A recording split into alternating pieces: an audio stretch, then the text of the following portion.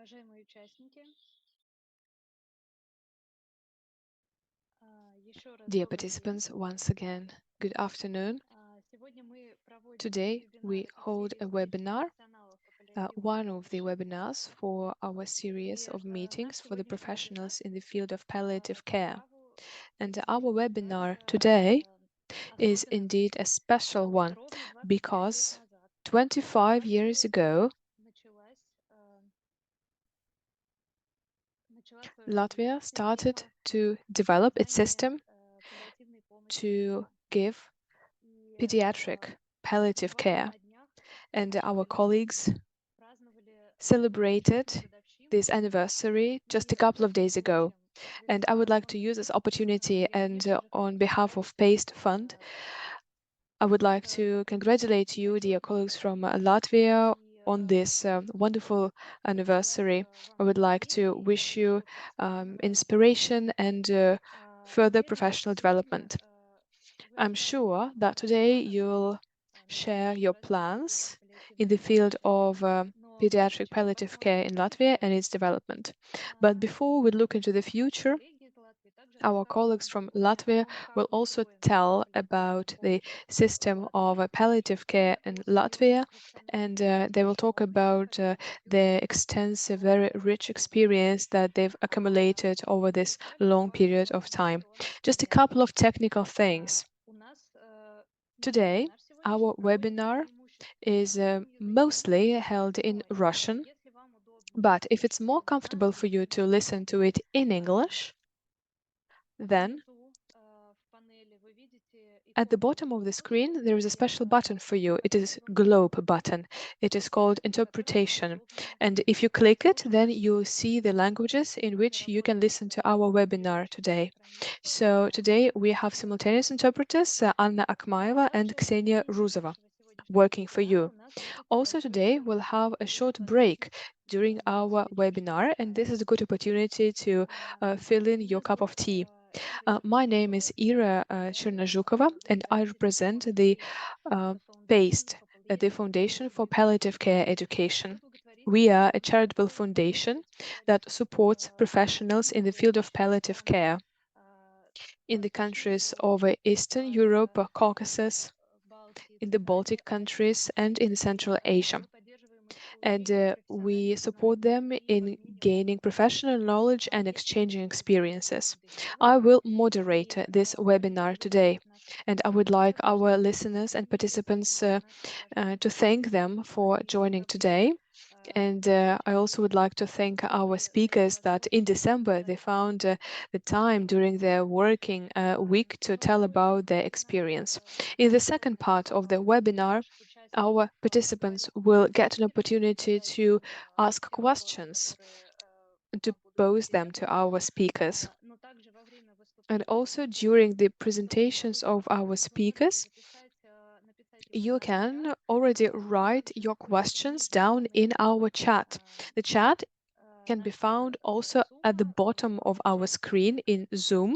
We дополнительно. have an Также additional вы можете section, поднять and there you can see the chat, выбрав and рядом there со you can своей also группой see a function to и raise a hand. задать If you raise a hand, then we will understand that you would like to ask a question. So please use this feature in Zoom as well. Также я хочу And представить now I наших would like to сегодняшних introduce our спикеров. speakers today. Первым будет The выступать first speaker профессор is Dace Professor Gardovska, Dace Gardovska, заведующая клиникой детских the Children's болезней Clinical University Hospital детского head клинического of the университета Риги Children's Disease Clinic in и Riga, заведующая and кафедрой RSU педиатрии head of the Department заведуя of бывшего Pediatrics университета имени in the Faculty Jansone. of Medicine. Доктор Then Анда Dr. Ande Янсене. Jansone. Анда Янсене, Ande она Jansone is the руководитель founder of паллиативной помощи palliative care for детства children in и Latvia председатель and the правления Общества chairperson детской of the паллиативной board of the помощи, Children's Palliative Care Society and head of высокоспециализированной the реабилитации и паллиативной помощи детям, Psychosocial Rehabilitation также Service for International palliative care for Children's children, and also Network. the expert of the International Children's Palliative Care София Network. Томасе, Then we have заместитель Sofia руководителя службы Tomase, the паллиативной deputy помощи manager, в head детской клинической care, психиатрической больнице в Риге. BKUS, Children's Palliative Care Service. Ирина We We have Irina Bisiniece, a psychologist. She also works in the Children's Palliative Care Service in the hospital in Riga. Dr. Yulia Cirule-Galuza, Liepaja Children's Palliative Care Team leader at the Liepaja Regional Hospital. We also have Gundega Blizneca, Children's Department Head Nurse in the Liepaja Children's Palliative Care Team, and she is the head nurse in the Liepaja Regional Hospital. We also have Janis Balodis presenting today, and Varis Bogdanovs. They are chaplains in the Children's Palliative Care Society. Thank you very much for being with us today. I would also like to remind everybody that you will definitely have an opportunity to interact with our speakers in the live mode, and you can also post your questions in the chat of our webinar. I would like also to draw your attention to the fact that our foundation has a Telegram group chat. We gather professionals in palliative care from different countries.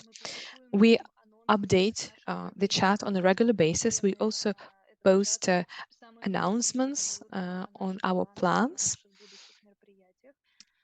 And we also post the information about our events. We also publish all the monthly digests of news in the field of palliative care, the most important news in the field of palliative care from different countries. If you would like to join this chat, then now in the chat of this webinar, you will see the link to a short Google form.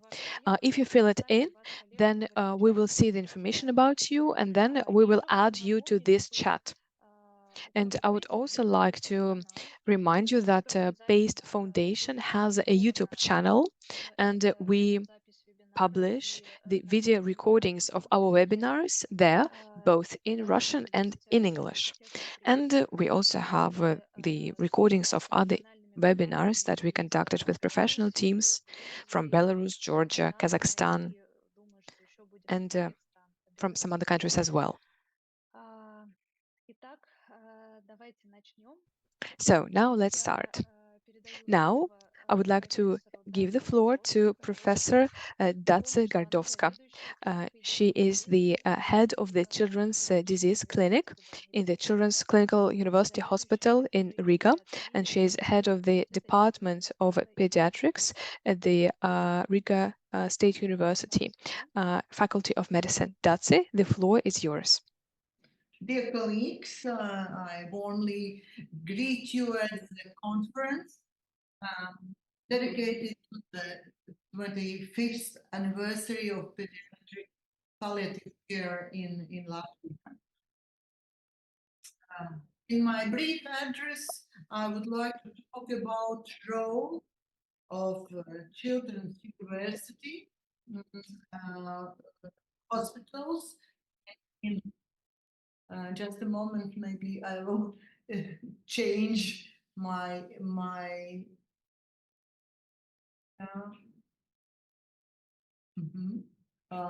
okay. So I will try to tell shortly about the role of Children's University hospitals in pediatric palliative care. But more, I would like to tell about experience, history, events which could encourage you to do more as possible at the moment when you are in situation.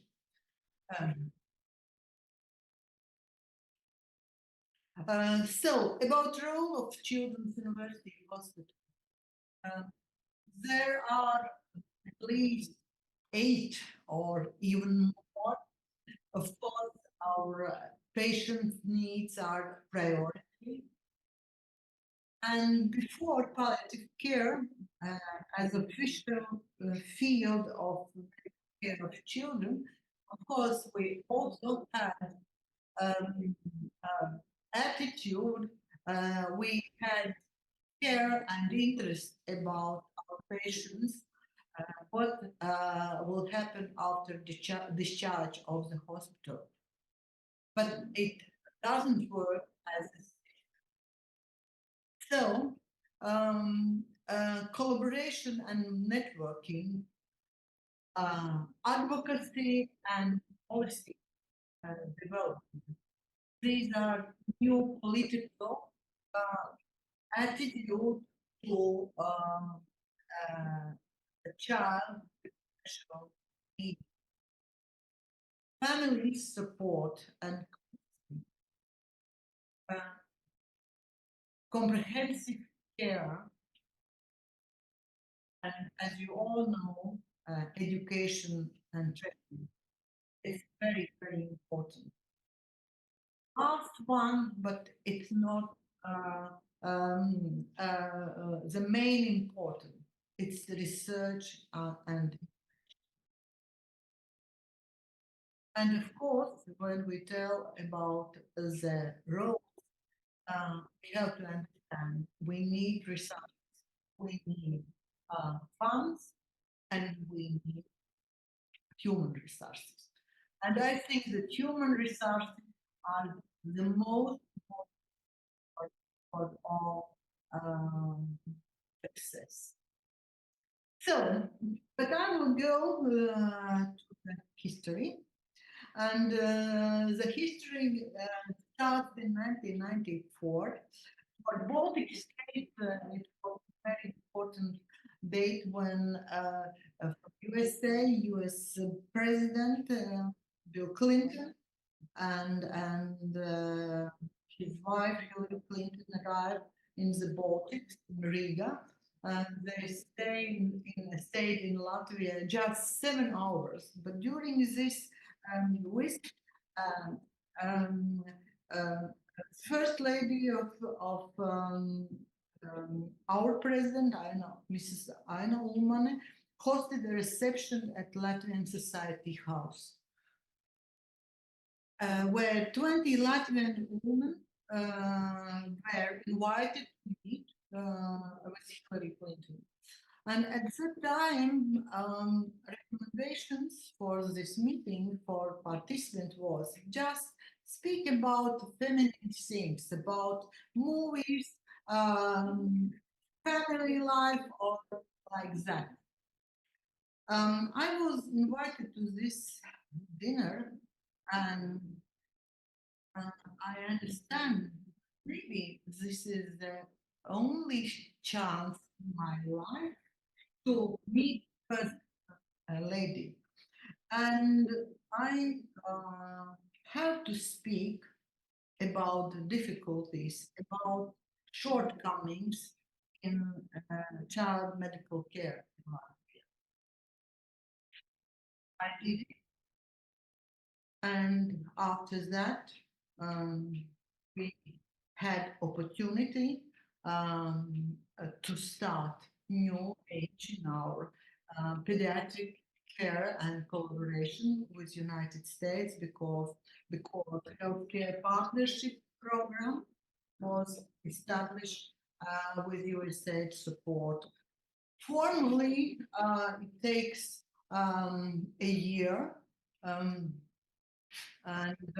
the next year we were in White House and signed the agreement, and our American colleagues thought that this was the unique opportunity for them to meet people in White House and to visit the White House. This was the team at that point in United States, in Washington. And of course, we start from general approach about education, children care, new trends, technologies, and so on. But we had from that first lesson, this is theme of one of the meetings. And the first lesson was for me, and I always emphasize to my colleagues, when you are armed with righteous cause and a precise objective, take action. Success might just be within your reach. So you could do more. You can ask people to help you if you have this size.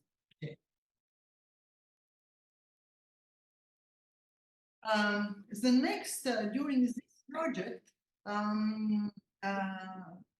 we thought that there could be different, highly innovative and collaborative approach. And we worked together with St. Louis. This is a partner of our hospital and university.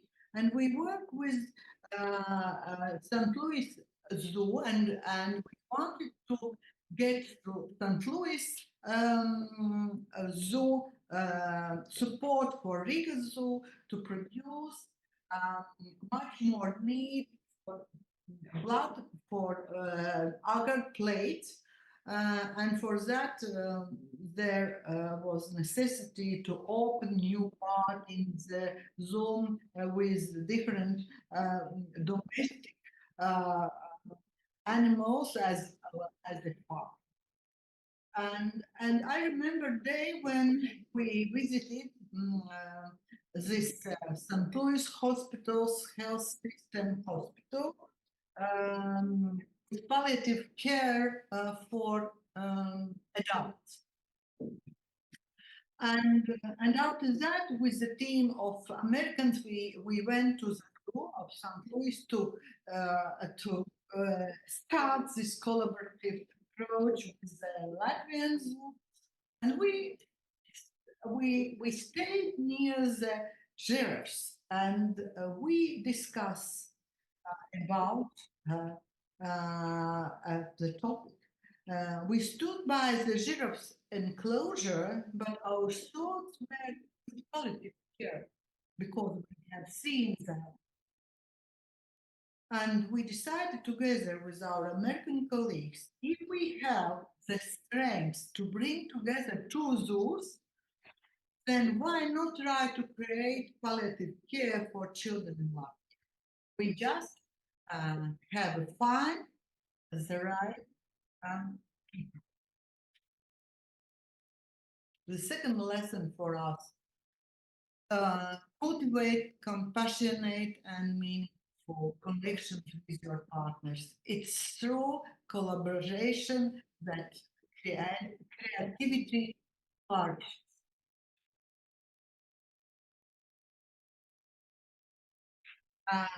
So the next event. In every new initiative, there must be an idea and people ready to implement it. Coming back from the US, I looked among my colleagues, searching for a person to whom I could entrust this task. And my thoughts settled on experienced pediatrician who has already specialized in pediatric infectious diseases. Dr. Jansone, you see in the picture. It was a huge challenge to enter a field of medicine where we had no experience. But today I would like to thank Dr. Jansone for accepting this challenge and investing their professional and personal life in this work. Creating a movement, and you see it's hard. There are specialists, families, children, and this movement nowadays doesn't stop. And this joint project from very, very simple things.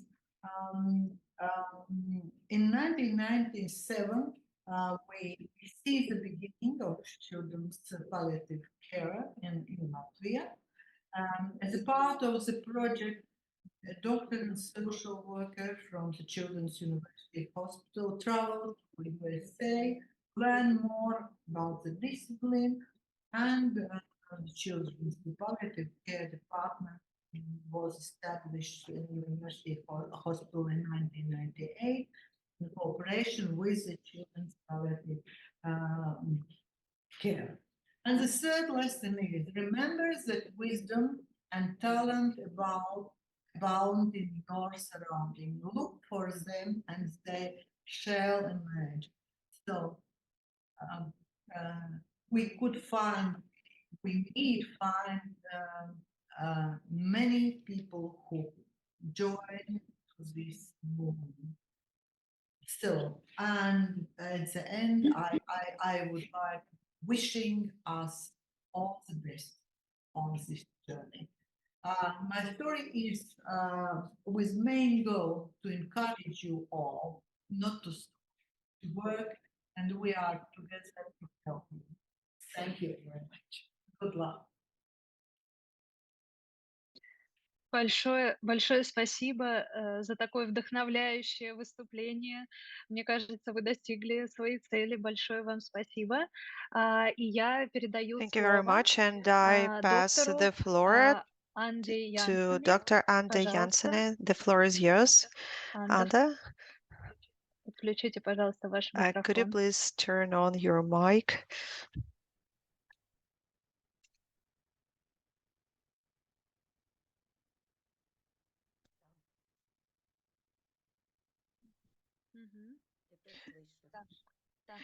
You can hear me, correct?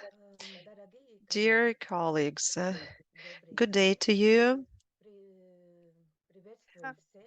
I would like to greet everyone who has joined us today, and I would like to thank to Professor Gardovska for very kind words.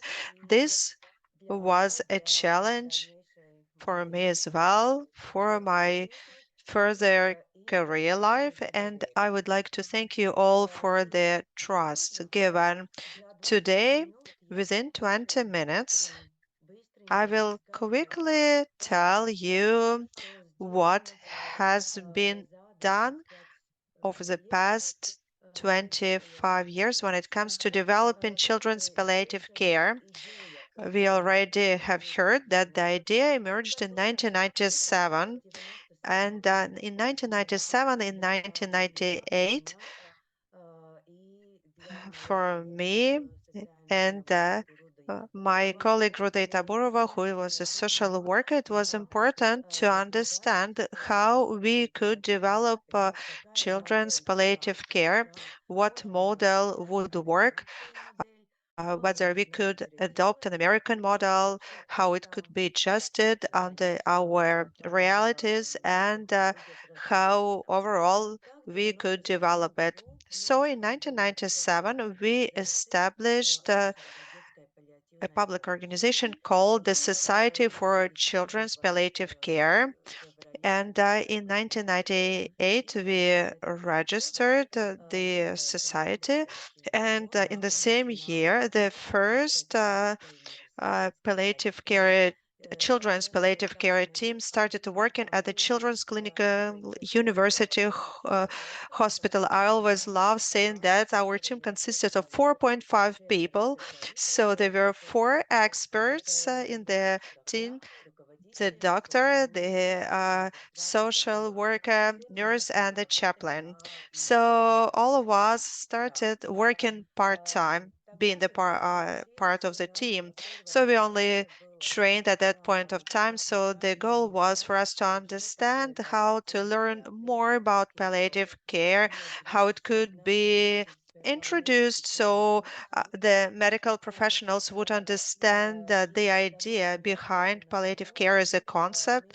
And as for home palliative care, we started it only in 2000. In the year of 2000, we started with 5 patients and we worked as volunteers. We worked for free because for us it was very important to understand whether our model was good enough, whether it provided desirable results. And in the year 2000, we received this building where we could open the hospital, and you could see the photo from the opening ceremony. So what did we do over the past 25 years? First and foremost, we do a lot to make our service available. We also provide training, and we are also engaged in developing the state policy, because without having proper legislative base, the further development becomes impossible. As for availability, beside providing pain relieving medications for children with various types of administration, it's very important to develop this service, making our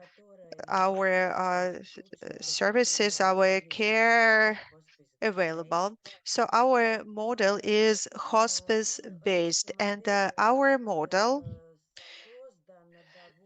is quite complex structurally, because palliative care is a unique service, and it reports to two ministries, to the Ministry of Health and Ministry of Social Well-being.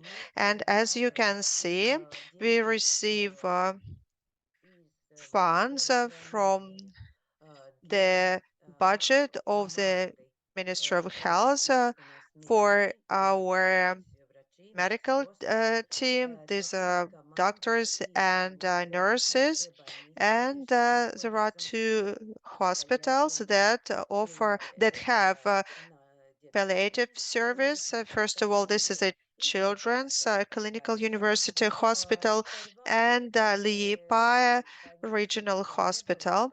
Uh, Liepaja Regional Hospital did not have palliative care from the start. I'll talk about it later.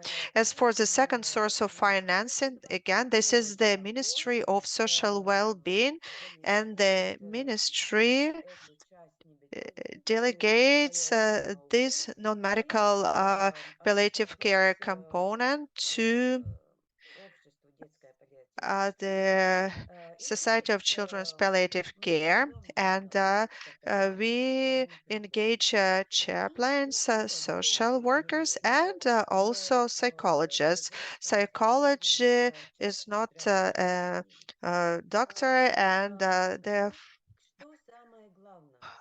what is the most important here? This is a biopsych, social and spiritual model. So it is a holistic model, and it is oriented on the family, and it provides for the good quality of life. So in other words, our palliative care team in Liepaja and in Riga offer programs, and the basis is providing home care. We provide round-the-clock services 365 days per year. So we offer it any minute, any hour. We also provide remote consulting, online consulting, telephone consulting, and they are available round the clock.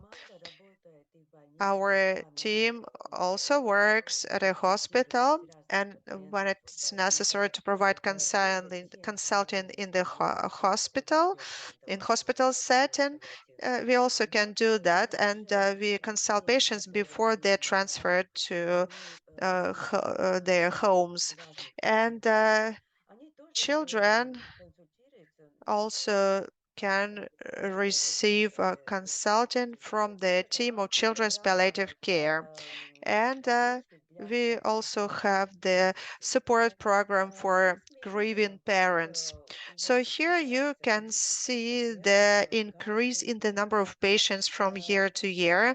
And remember, I mentioned Liepaja Regional Hospital, and I will talk about it in a greater detail just a bit later. But you see that in 2018, the number of patients increased dramatically, and that happened thanks to establishing a Liepaja team that provides services in that region. We are talking about palliative care to children. So what are the advantages for the families? Over the past 5 years, we've been doing surveys among parents, and the respondents can tell us how satisfied they are with the services. And we can see that uh, around 50% of children under care do not go to the hospital for services even once. It means that our team provides such a high level of service that children can stay at home whenever they have acute phase of their chronic conditions or acute onset of any condition. So that means is that number of emergency ambulance calls goes down and so on. So if we put it all together, that saves lots of costs for the healthcare sector. Talking about the level of satisfaction, our parents say that they feel safe, they feel support from the team, and almost 90% of parents say that. 93.6% believe that our services are good or very good, and they trust to the team. And trust is so essential in our work. And that is something what parents mention again and again. That means that they can get in touch with us round the clock and they will always receive help. And 97.3% of respondents believe that we focus our attention not only on children's needs but on the needs of the entire family. We also carry out lots of research, and we provide lots of questionnaires. A very important questionnaire is the one for given to grieving parents or to support group, and I have already said how satisfied the parents are with palliative care at home. What is the role of the Society of Children's Palliative Care for developing services?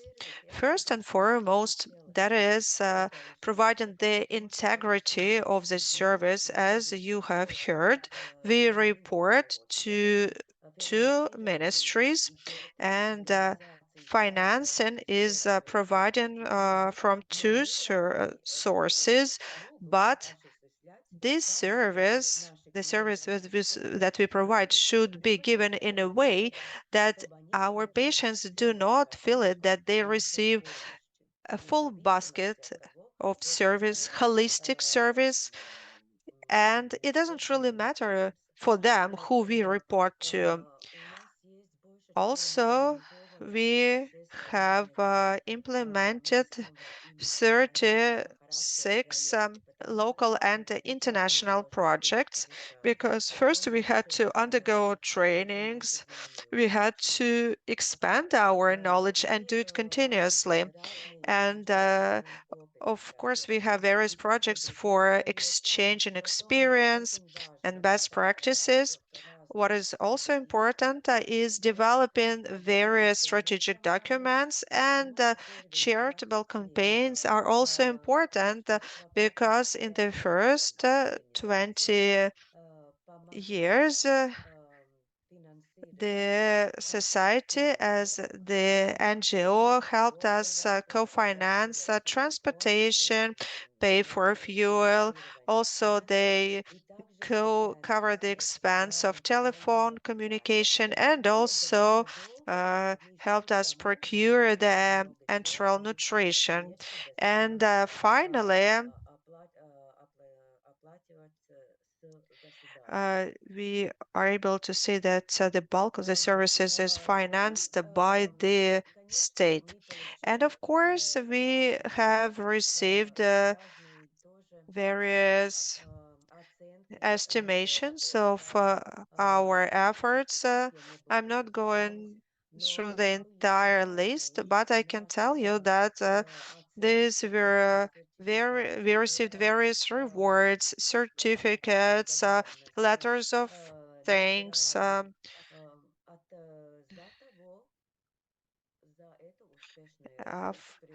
awards for successful development of children's palliative care in Latvia.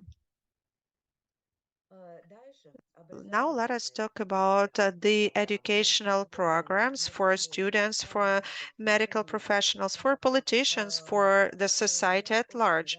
I'm very happy that back in 2017 we were able to introduce such a specialty as the doctor of palliative medicine or an expert in palliative care. We also offer an internship course for palliative care. It lasts for 11 months. And this program includes palliative care for adults and for children. So 2/3 of the course cover the care for adult patients, and 1/3 of the course covers palliative care for children. We have 3 teams in the regions, and the Liepaja team started working successfully in 2013. We also have special guidelines for overcoming loss feelings due to uh, the child's demise, and now we have a training program for chaplains, and the first chaplains undergo training at Latvian State University, and our chaplains also are actively engaged as the teachers at that course. Here we also see some photos from the conferences. Here on the bottom you see the photo of the very first conference, a national conference that took place in the city of Liepaja. The conference was dedicated to palliative care, and we held it together with the Baltic Society for Palliative Care, and we are the members of the aforementioned association. Also, allow me to say a few words about an educational program for schools. We went to several schools and talked to primary school children. We talked about the disease, what disease means, and how we can help each other in a family if there is a sick person in the family, an adult or a child. And children were very responsive. They were very eager to hold discussions on the related topic. And they talked about their families. Now, talking about publishing initiative, we publish booklets and books in the Latvian language. We also produced educational films and training video courses, and that is something what we can provide to the parents. There are some training courses and instructions, for instance, how to clean gastrostoma and so on. We also have a home page where we can offer information for medical professionals, for parents, and so on. And we also have published a number of articles. Now, allow me to say a few words about a very important component of our work, namely, I'm talking about legislative-based development and financing, something what we cannot move further without. So, as for our achievements, we received compensation for the special medical nutrition or reimbursement. There are also various working groups where we are represented, and that helps us develop in palliative care at home and in hospital. And there are joint projects within the framework of which we develop the Atlas for palliative care. We also are engaged in telemedic services. In 2015, we offered first telemedical consultations. That's something what we had before WhatsApp became popular, or Zoom. We also have a camp called Respite Care where we hold meetings, and we also have various programs for supporting the parents. We also have a supportive group for siblings and the program of grieving. And we have various charitable events. And we celebrate every year the Day of Hospice. And here you see a unique project.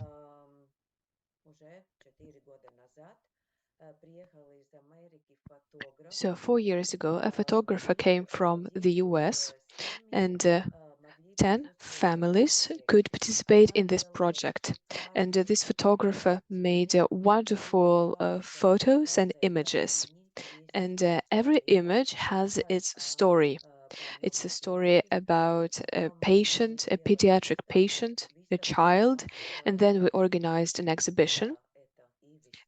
This exhibition also was shown in Lithuania and in Estonia.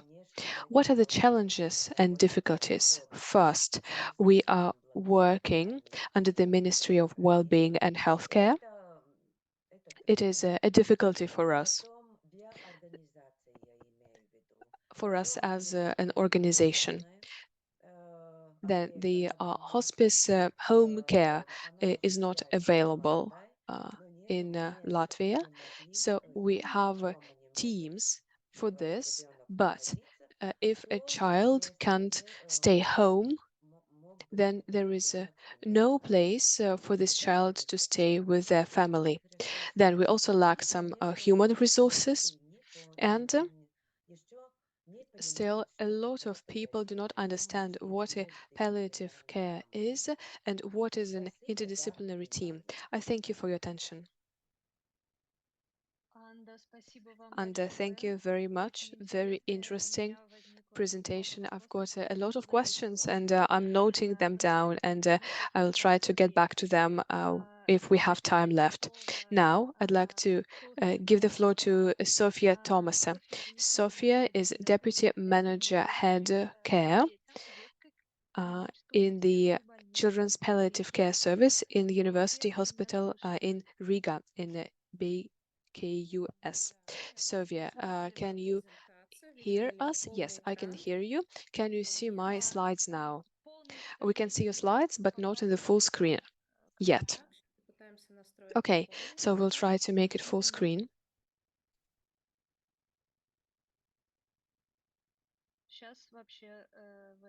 Now we don't see your slides at all.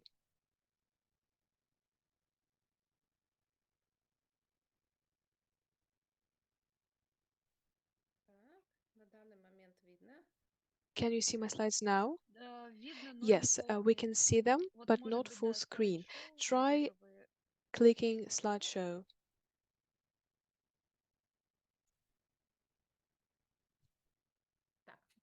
How about now? Yes, it's good.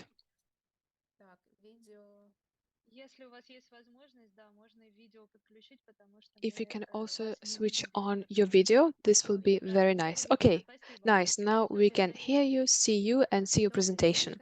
Good afternoon, dear colleagues. I congratulate everybody on this wonderful celebration. So our pediatric palliative service marks 25 years. It's a big achievement for all of us. I work with pediatric palliative care for more than 10 years. I started as just a regular nurse in a social care center.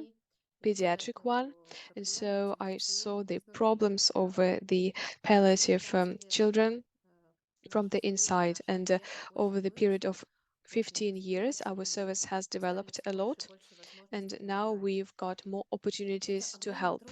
And this is the work of a whole team, a big team, and I don't think that I'll manage to mention everybody, but we also are getting some support from the state and our university clinical hospital, children's hospital. So it is the only children's clinical university hospital in Latvia, and actually almost all of the children are going through our hospital. And this is probably the first entrance point where a patient actually meets their disease, and this is where the first care is provided.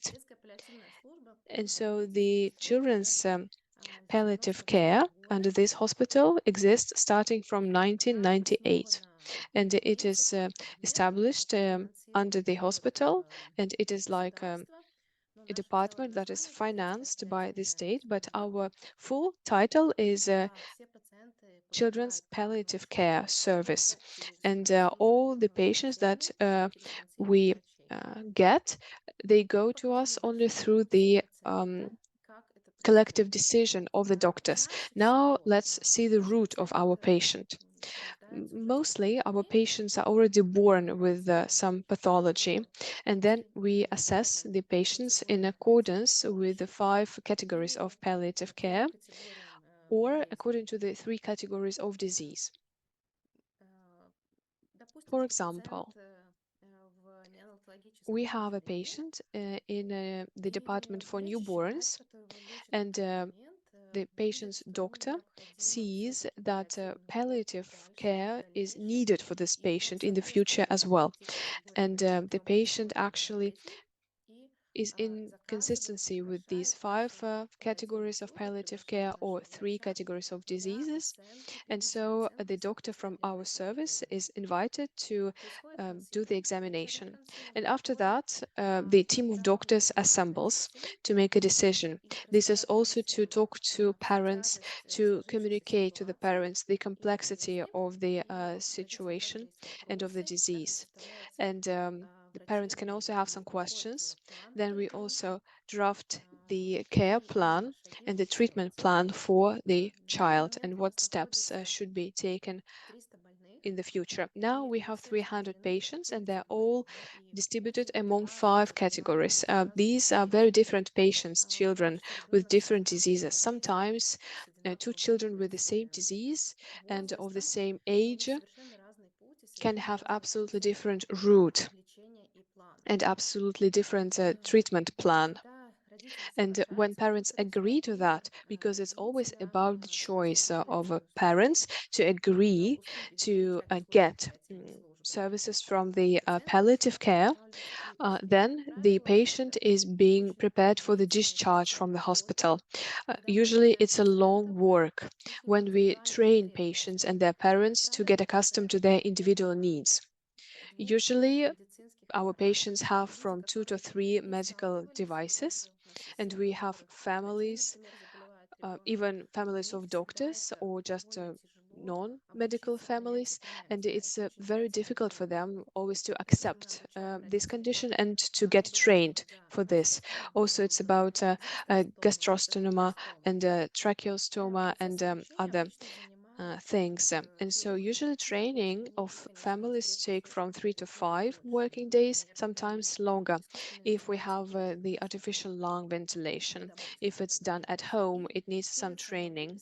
And before the discharge from the hospital or on the day of this discharge, we have a call with the family doctor, and we discuss what are the responsibilities of this family doctor, what are the limitations, and how we can help, because there is a difference whether a patient lives in Riga or in Liepaja or in Lagali. It's another part of Latvia. or in Vism's region. So the opportunities here will be different.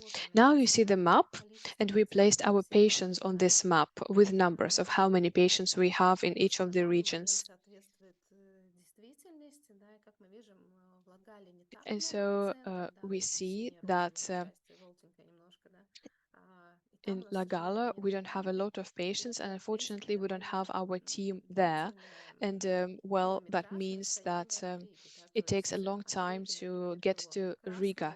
For example, to get from Riga to Kraslava, one would need about 3 or 4 hours by car.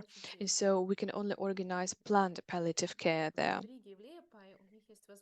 And in Riga, in Liepaja, they can come to us, they can get a remote consultation. We can also provide home care in any time when it's needed.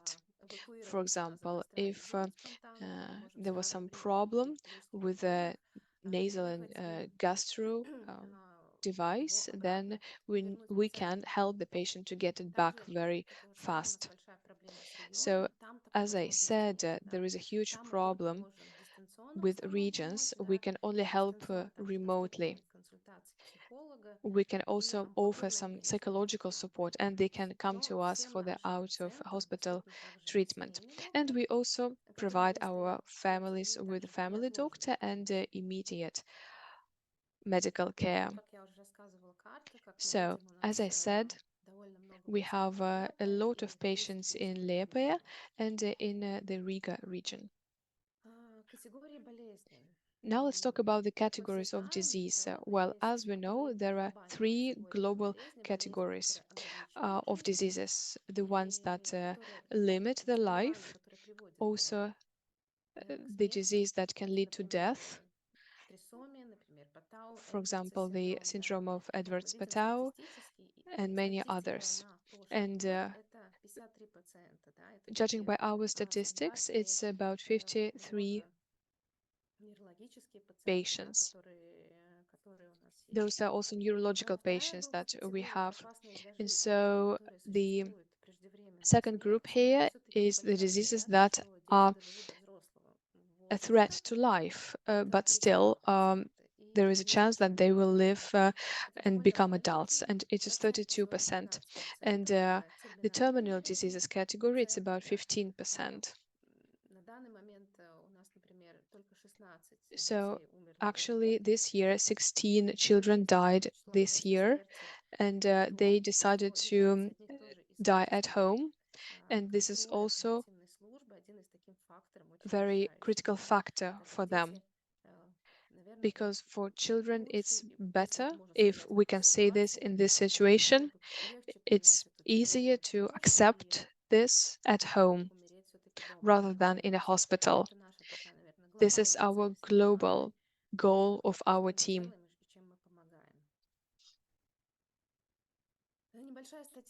Now I would like to offer you some statistics from the last year.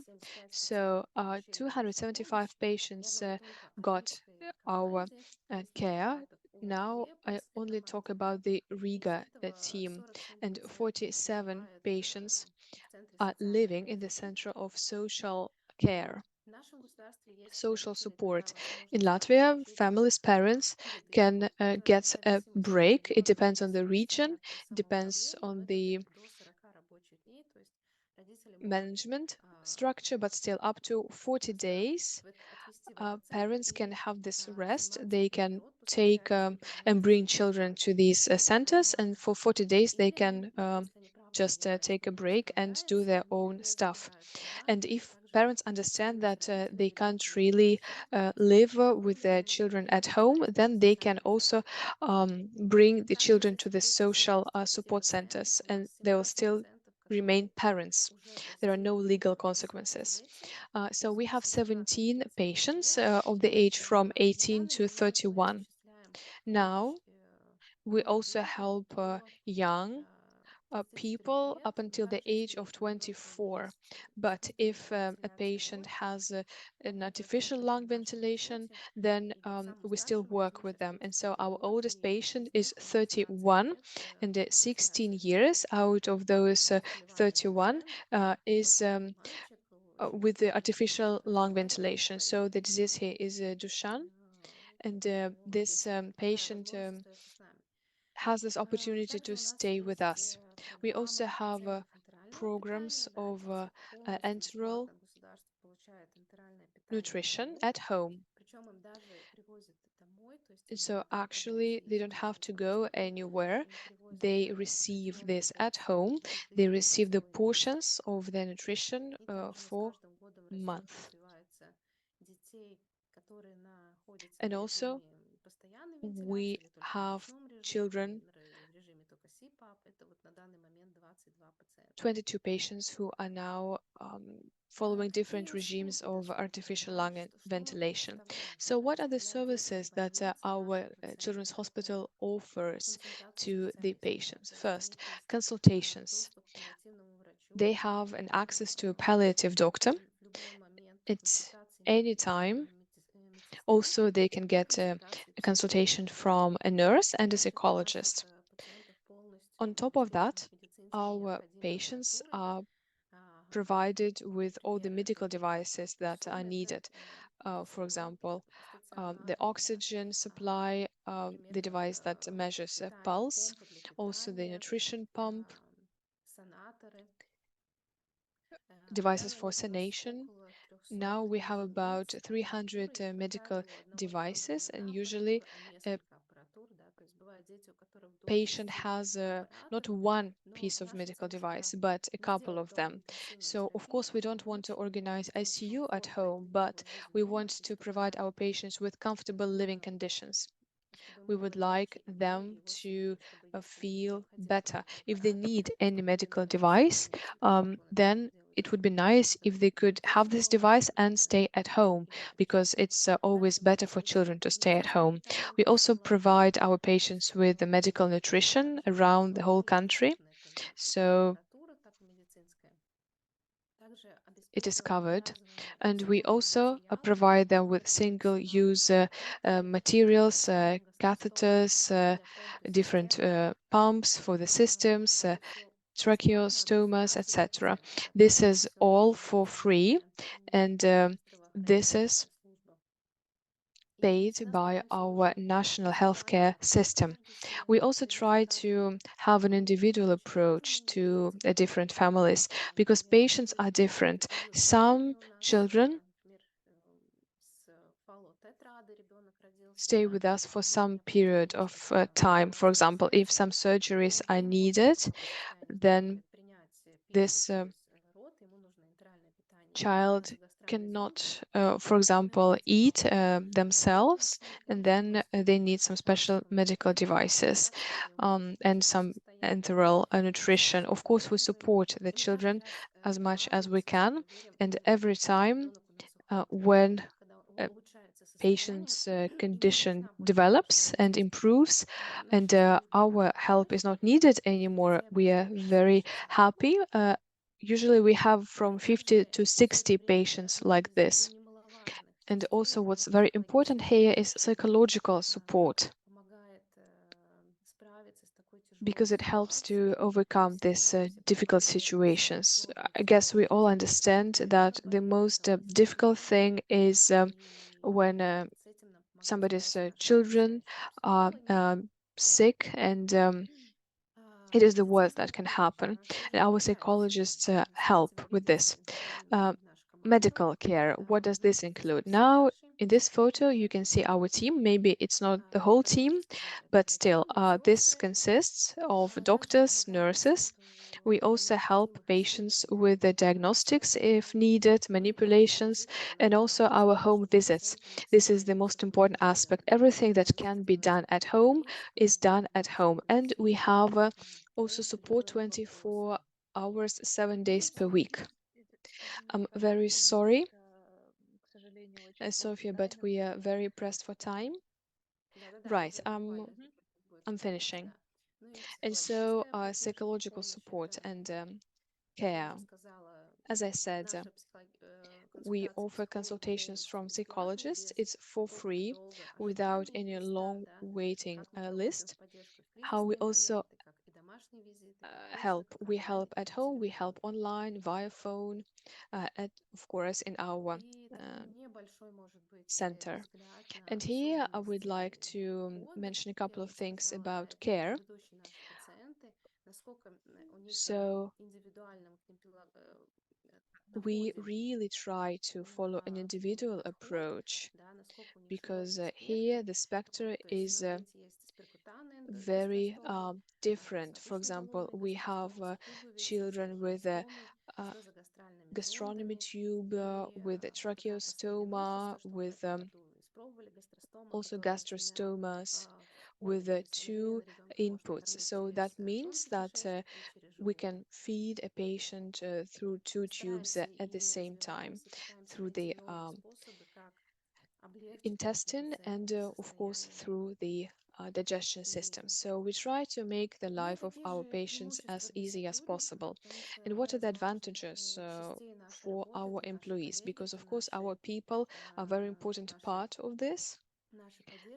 And without any moral, internal motivation, one cannot really do this work.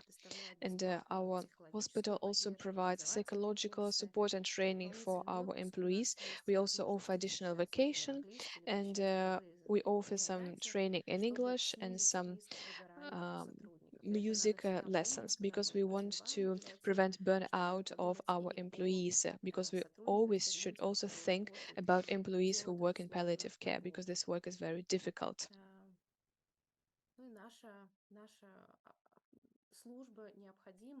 And our service is necessary. That is something what we understand by getting feedback from our patients. We provide questionnaires to our patients on a regular basis where they can leave their comments, their recommendations for improvement. And here you can see some quotations. We held an event for families. There was a therapy with dogs, and you see this child is smiling. He had a very little emotional response, and his mom said, I had no idea. I could not expect my child to get such a positive emotional experience. And even if the child does not speak, if he cannot say that he's glad, he still can demonstrate his emotions, positive feelings, and it is certainly very helpful. And that happened due to our palliative care, due thanks to our hospital that improves the lives of patients and their families. And wrapping up, I would like to thank everyone, and we can give care and trust to every child and make his or her life brighter. Thank you, Sofia, very much for this detailed account, especially when it comes to the patient journey within the framework of children's palliative care. And now I would like to pass the floor to Irina Bisiniece, Sofia's colleague. Irina is the psychologist, and she works at the Children's Clinical University Hospital in Riga. Hello, everyone. I think we can keep this slide so far, or I do not have a presentation. I do not have any slides, and my work has little to do with presentations and formal slides. I'm very thankful to Sofia because she finished her presentation at a very important point. She was talking about emotional care and care for children who receive palliative help, and we are talking about care for families as well. And no matter what we do to provide medical help, we understand that the utmost priority is life of this specific children over a specific family. And I work at the Children's Clinical University Hospital. I've been working there for 6 years, a whole 6 years, and that has provided me great experience. and it gives you lots of food for thought about life as a whole. And if uh,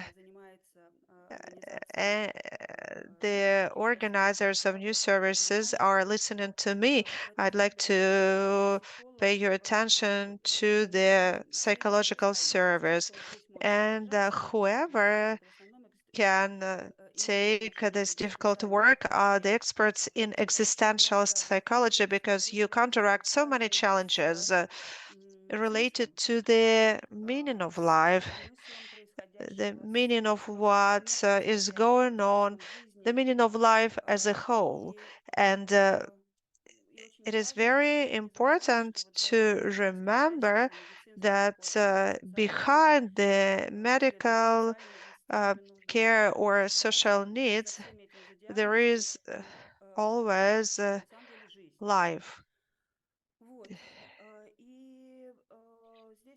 In this regard, I want to say a few words about the meaning in a context when a child and a family find themselves in palliative care, and when a psychologist, at what stage a psychologist can join, can get engaged.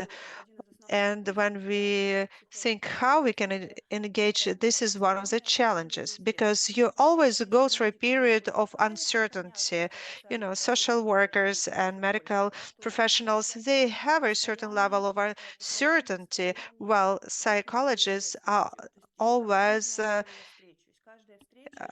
in the field of the unknown, because every meeting brings you so much unknown.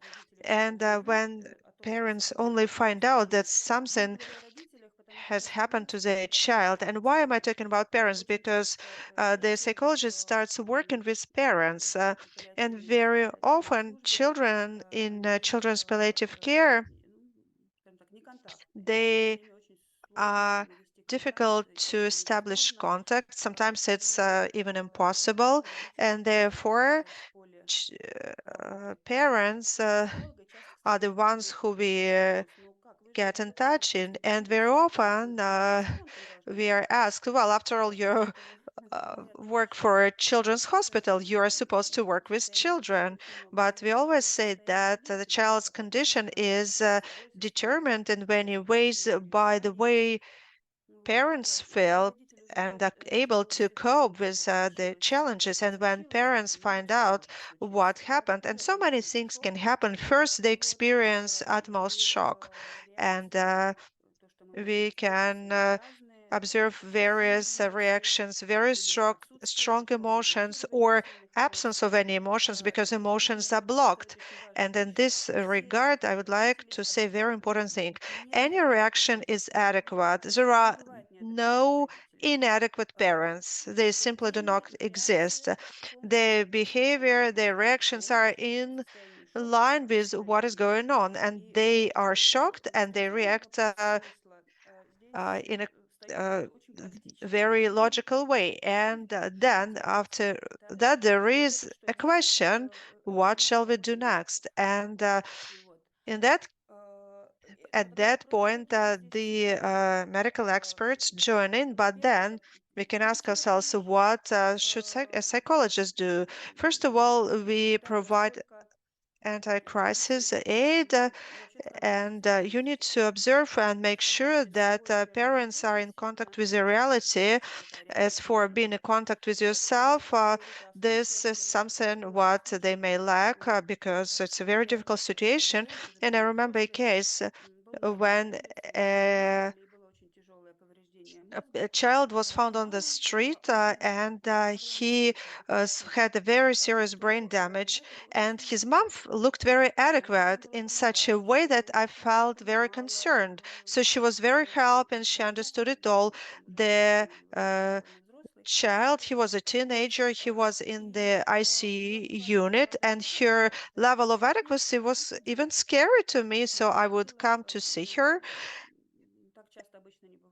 And I typically would not visit my patients so often, but I visited her 3 times a week, and I even asked myself, why do you visit her so often? And, she did not tell me to go away, although she looked at me in quite a hostile manner. And once I asked her, what do you think about my visits? She looked at me in a hostile way and she said, I don't quite like it, but I hope at some point you will see when I start going crazy. And it was a very strong point. And that is when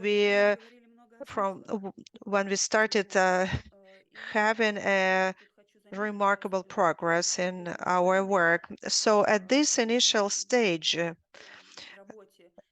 we as psychologists see lots of resistance and denial. Very often, parents are not ready to have any psychological discussions or conversations. Therefore, psychologists should build up resilience, and with that, they should continue being accepting and empathic, kind, and sensitive. And you also need to ask yourself, why do I keep visiting this patient? What do I expect? What do I want? So then medical professionals and social workers all work together, and at some point a psychologist can join in and get ready for future piece of work. And at this point, you may want to find out what is missing. Very often, parents do not understand it. Sometimes they are scared to ask for something, and it's very important to help them understand difficulties that they experience, and that is something what they can solve with other professionals. And very often parents ask themselves, why did it happen to me? What did I do wrong? But these emotions often are ousted because there are lots of new things and concerns to take care of. Sofia already talked about it. There are lots of devices, pieces of equipment. You need to educate yourself how to take care of the baby. You need to understand all the readings. So you need to understand how the tubes should be installed, what kind of medications should be administered, how they're combined, what doctors you need to visit, you need to understand what you do with nutrition, and so on. The technical part is so huge, parents have no time to think about the meaning of life, think about themselves, about their feelings, about anything actually. So here, a psychologist also can help parents identify challenges in this area of uncertain, and also can engage other experts so they could help and solve some of the issues. And if initially parents have hope for cure, with the time they reach understanding or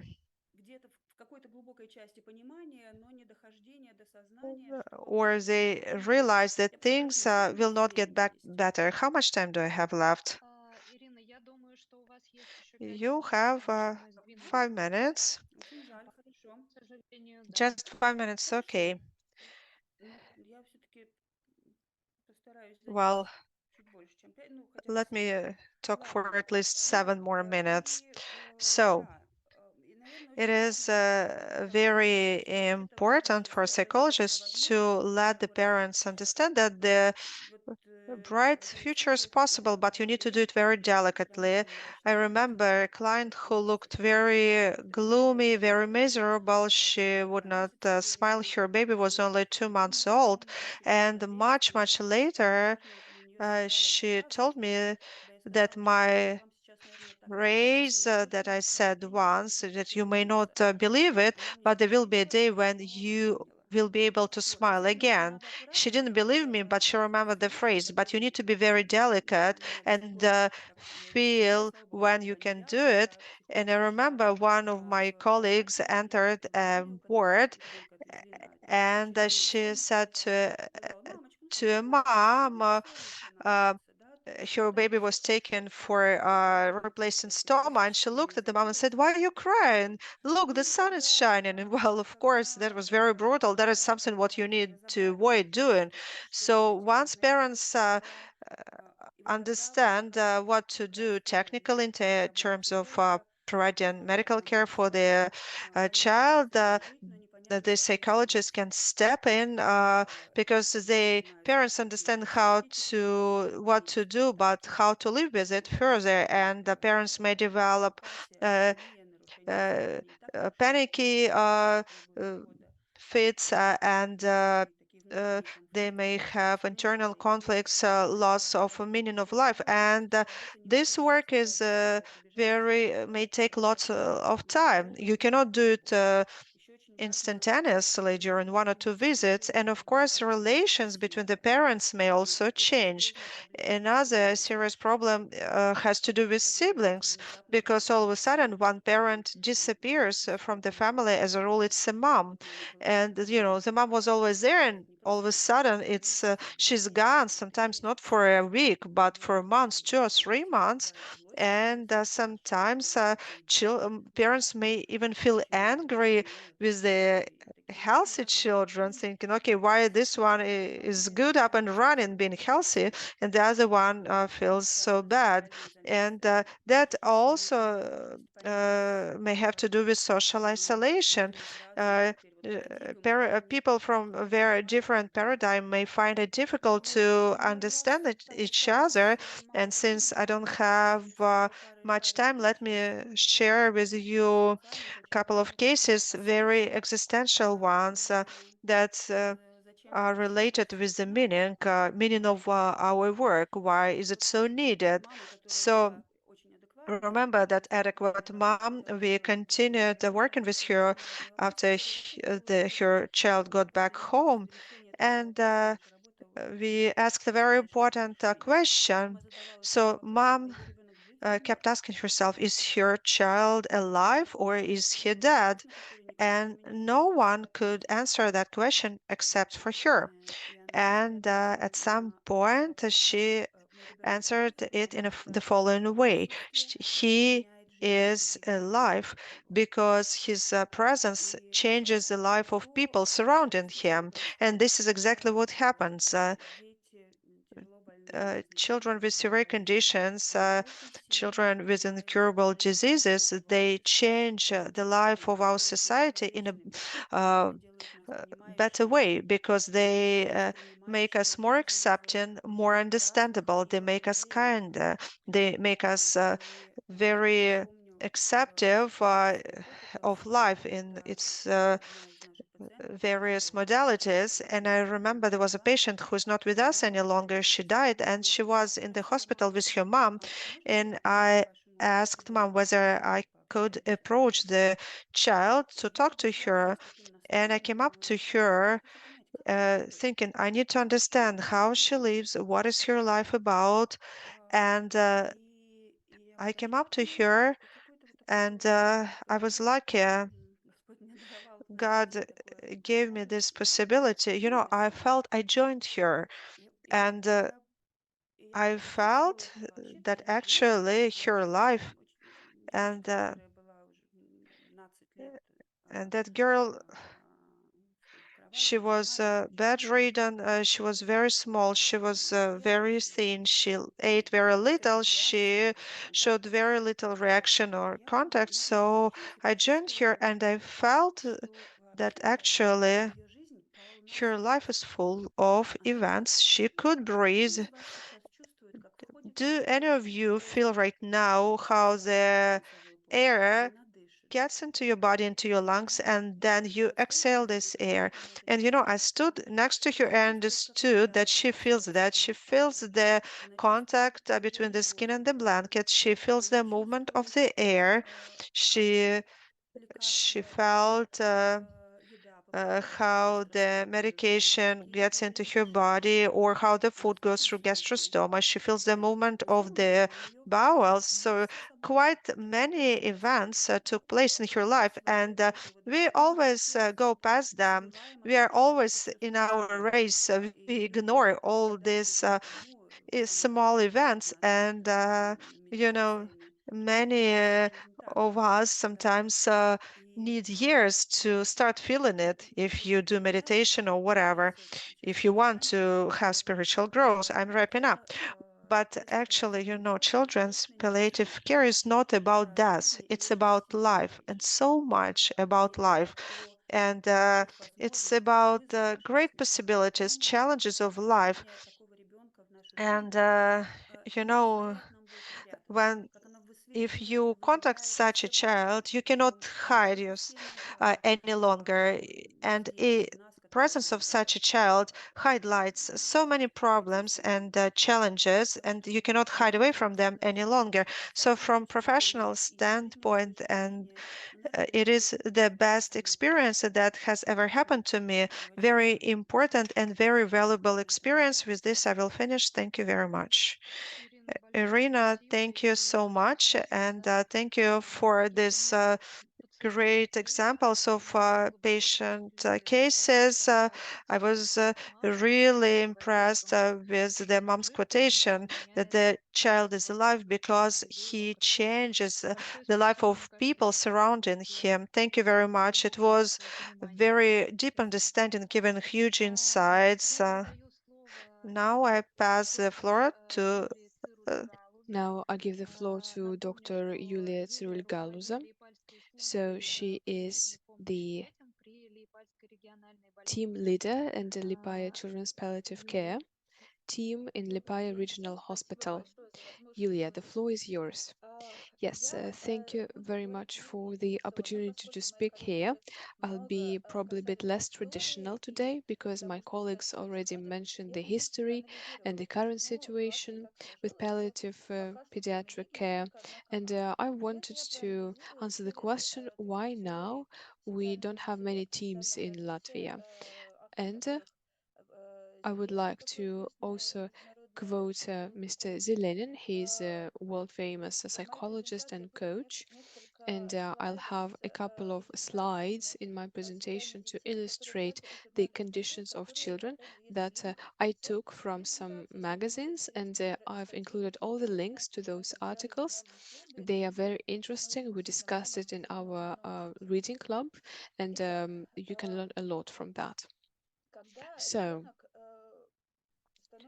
when does a child, when does a family becomes the patients in palliative care? What does happen? The family, the parents, the child meets a lot of people whom they have to become familiar with, such as doctors, nurses, doctors of different disciplines, because before the diagnosis, children usually are examined by multiple professionals. Also, the collective team decisions from doctors. Also, this is about interaction with chaplains if there is any spiritual help needed. If they're lucky, then also they'll see volunteers, some domestic care, some social services, etc. So there are a lot of things that are directly connected to the child and indirectly as well, because also here we need to mention employers who have to understand why some employee of theirs leaves their work because of the palliative child.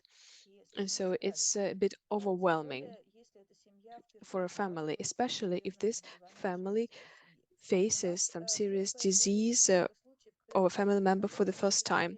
In our hospital in Liepaja, parents were saying that I've never seen a child with a disability, but now I see this is my child and life changes completely. That's why it's very important to make palliative care available, because we actually joke with our friends that to go through the medical system, one needs to be healthy. So it's quite a long journey. And until we got the palliative care, we had two groups of people, medical professionals and parents who both didn't understand what was really going on. How did we start? Actually, I was a young doctor. Um, my son died from leukemia, so I was customer of palliative care myself, and I got back to Liepaja, and then I met Ilse. Unfortunately, um, she will not be able to take part today, but Ilse was also a part of a non-governmental organization and also had a child in palliative care with child with special needs. And so in Riga, for example, we have the only children's clinical hospital, and that's it. And families do not really have any recommendations on how to act. So we need kind of a interpreter here, interpreter from one world to another one. And so we build a quite a robust team. Our team is still working, even though we had multiple teams, but ours is still in operation. So up until 2010, we didn't have any official palliative care in our region. We got some children in our department who really needed palliative care. A child with a tracheostoma, with some tumors, and if there wasn't palliative care, these children had to stay in hospital forever. We had a child in coma, almost dying with multiple brain tumors. And if there wasn't any palliative care, then this child would have to stay in hospital basically to die. So we organized something like out of hospital treatment. This was volunteer based, and that was considered like a daily hospital. Step by step, we built a whole team of doctors who were interested in palliative care. Not always they knew that palliative care existed. And we started to work together. And Ilse was in the support group for parents. So it wasn't about palliative care, there wasn't a term like this, but in the concept, in the idea, it was palliative care. So we started to visit parents, families, and to explain how to work with this. But of course, we couldn't really do this on the volunteering basis. And gradually, we managed to build a team and to get the financing to get trained in Riga. And Anda and her team provided us with the state training, and we got our team. But still, we lacked some funding. And we also arranged the room of palliative care in the hospital, but only the psychologist was paid for. But a doctor, nurse, a chaplain, these people were not available to us because of the funding. The chaplain's role and the priest's role are very different. First, we involved a priest in our work. For a long time, these people were volunteers. They were just helping us, even though we didn't have them officially in our team. And starting from 2018, when the Ministry of Social Security joined this process in cooperation with the Society for Children's Palliative Care, now we have like a whole system because we have the medical part that is paid and funded by the relevant ministry, and we have chaplains and other team members that are paid for by the Ministry of Social Care. Of course, it's difficult because sometimes we just need to call our parents because some documents need to be resigned because there, for example, was some restructuring in the ministries. But they try to be understanding, I mean, parents. So Actually, we need to call this palliative care and care during rare diseases, because there is a myth that parents are actually afraid of the term palliative care. But when they hear the term palliative care and care for rare diseases, this sounds less threatening, and then they understand what this is about. It is important to establish communication with the family at an early stage when some serious medical help is not needed yet, because in this respect, parents will agree to cooperate if their child feels much worse. So we understand that if we want to bring some idea to life, there are some stages to go through, and I will talk about our stages of progress and why we actually work. The risks are very real, because if at some stage the team fails, then the team just dissolves or the idea is transformed. And it's very important to go through all these stages successfully. So the first stage is when we have an idea, but we have nothing else, no resources, no money, no human resources. And then we can just leave it as a dream, like Ostap Bender said. He was saying like, when we'll have this project, when Europe will give us this and that. Or we can also say the world is unjust, nobody wants to help us. Or if we say like, our ideas can become true only if, and then we have some dreams about it, and that's it. Then that means that we will never be able to render our services on a paid basis, only volunteering work, or maybe the payment will be very unstable. This is actually still the case, because in palliative care, professionals earn less than in the other fields of medicine. I hope that at some point of time this will change. So the help aid that is based only on volunteering is not stable, because the lives of volunteers change and the new volunteers need to be trained continuously. And also the quality can suffer here, because there are no leverages to improve and control the quality. When a person loses their interest, they can just start doing something else.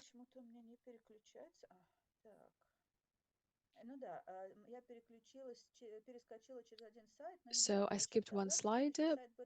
That was about resources. So next stage, when we implement some projects, when we get some financing, when we get some technical assistance, room, the space, then there is a risk that we'll be focusing only on the resources. We are searching for the resources. We are afraid that they won't be enough. We try to limit the number of patients because we need to proceed from the resource-based approach. We can also argue too much because we have limited resources but more people to help.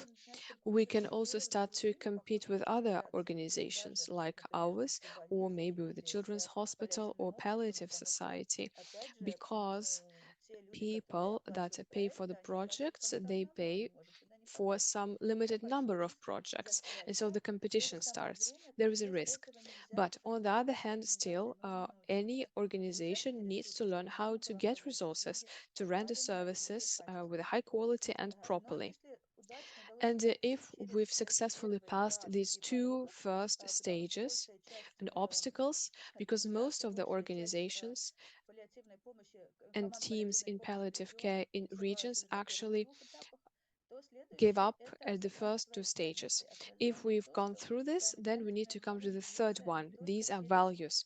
We need to understand that we can share our values not only through some material, tangible things, but we can also just talk about the value of life, value of being present in the moment, value of life of each and every child, also value of helping others. And through this process, we become better. And so at that time, together with our friends, musicians, they supported us a lot. We were creating projects and we organized integrative camps in the countryside.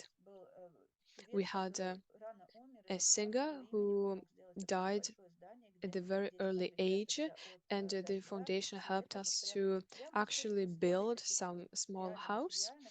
So we created those camps for children, and children remember about those camps up until this moment. So what is the risk here? We understood the values. We can lead by our example, but we can also forget about the finance. And in this case, the organization sometimes also cannot survive. Of course, we need to remember about values and resources. And if we do it properly, then we can work in a cooperative mode and form a synergy. Next stage, information. It's very important to create some information content ourselves and to inform on us. So in the top right, you can see a picture. This is Ilse, who is speaking in the Western radio.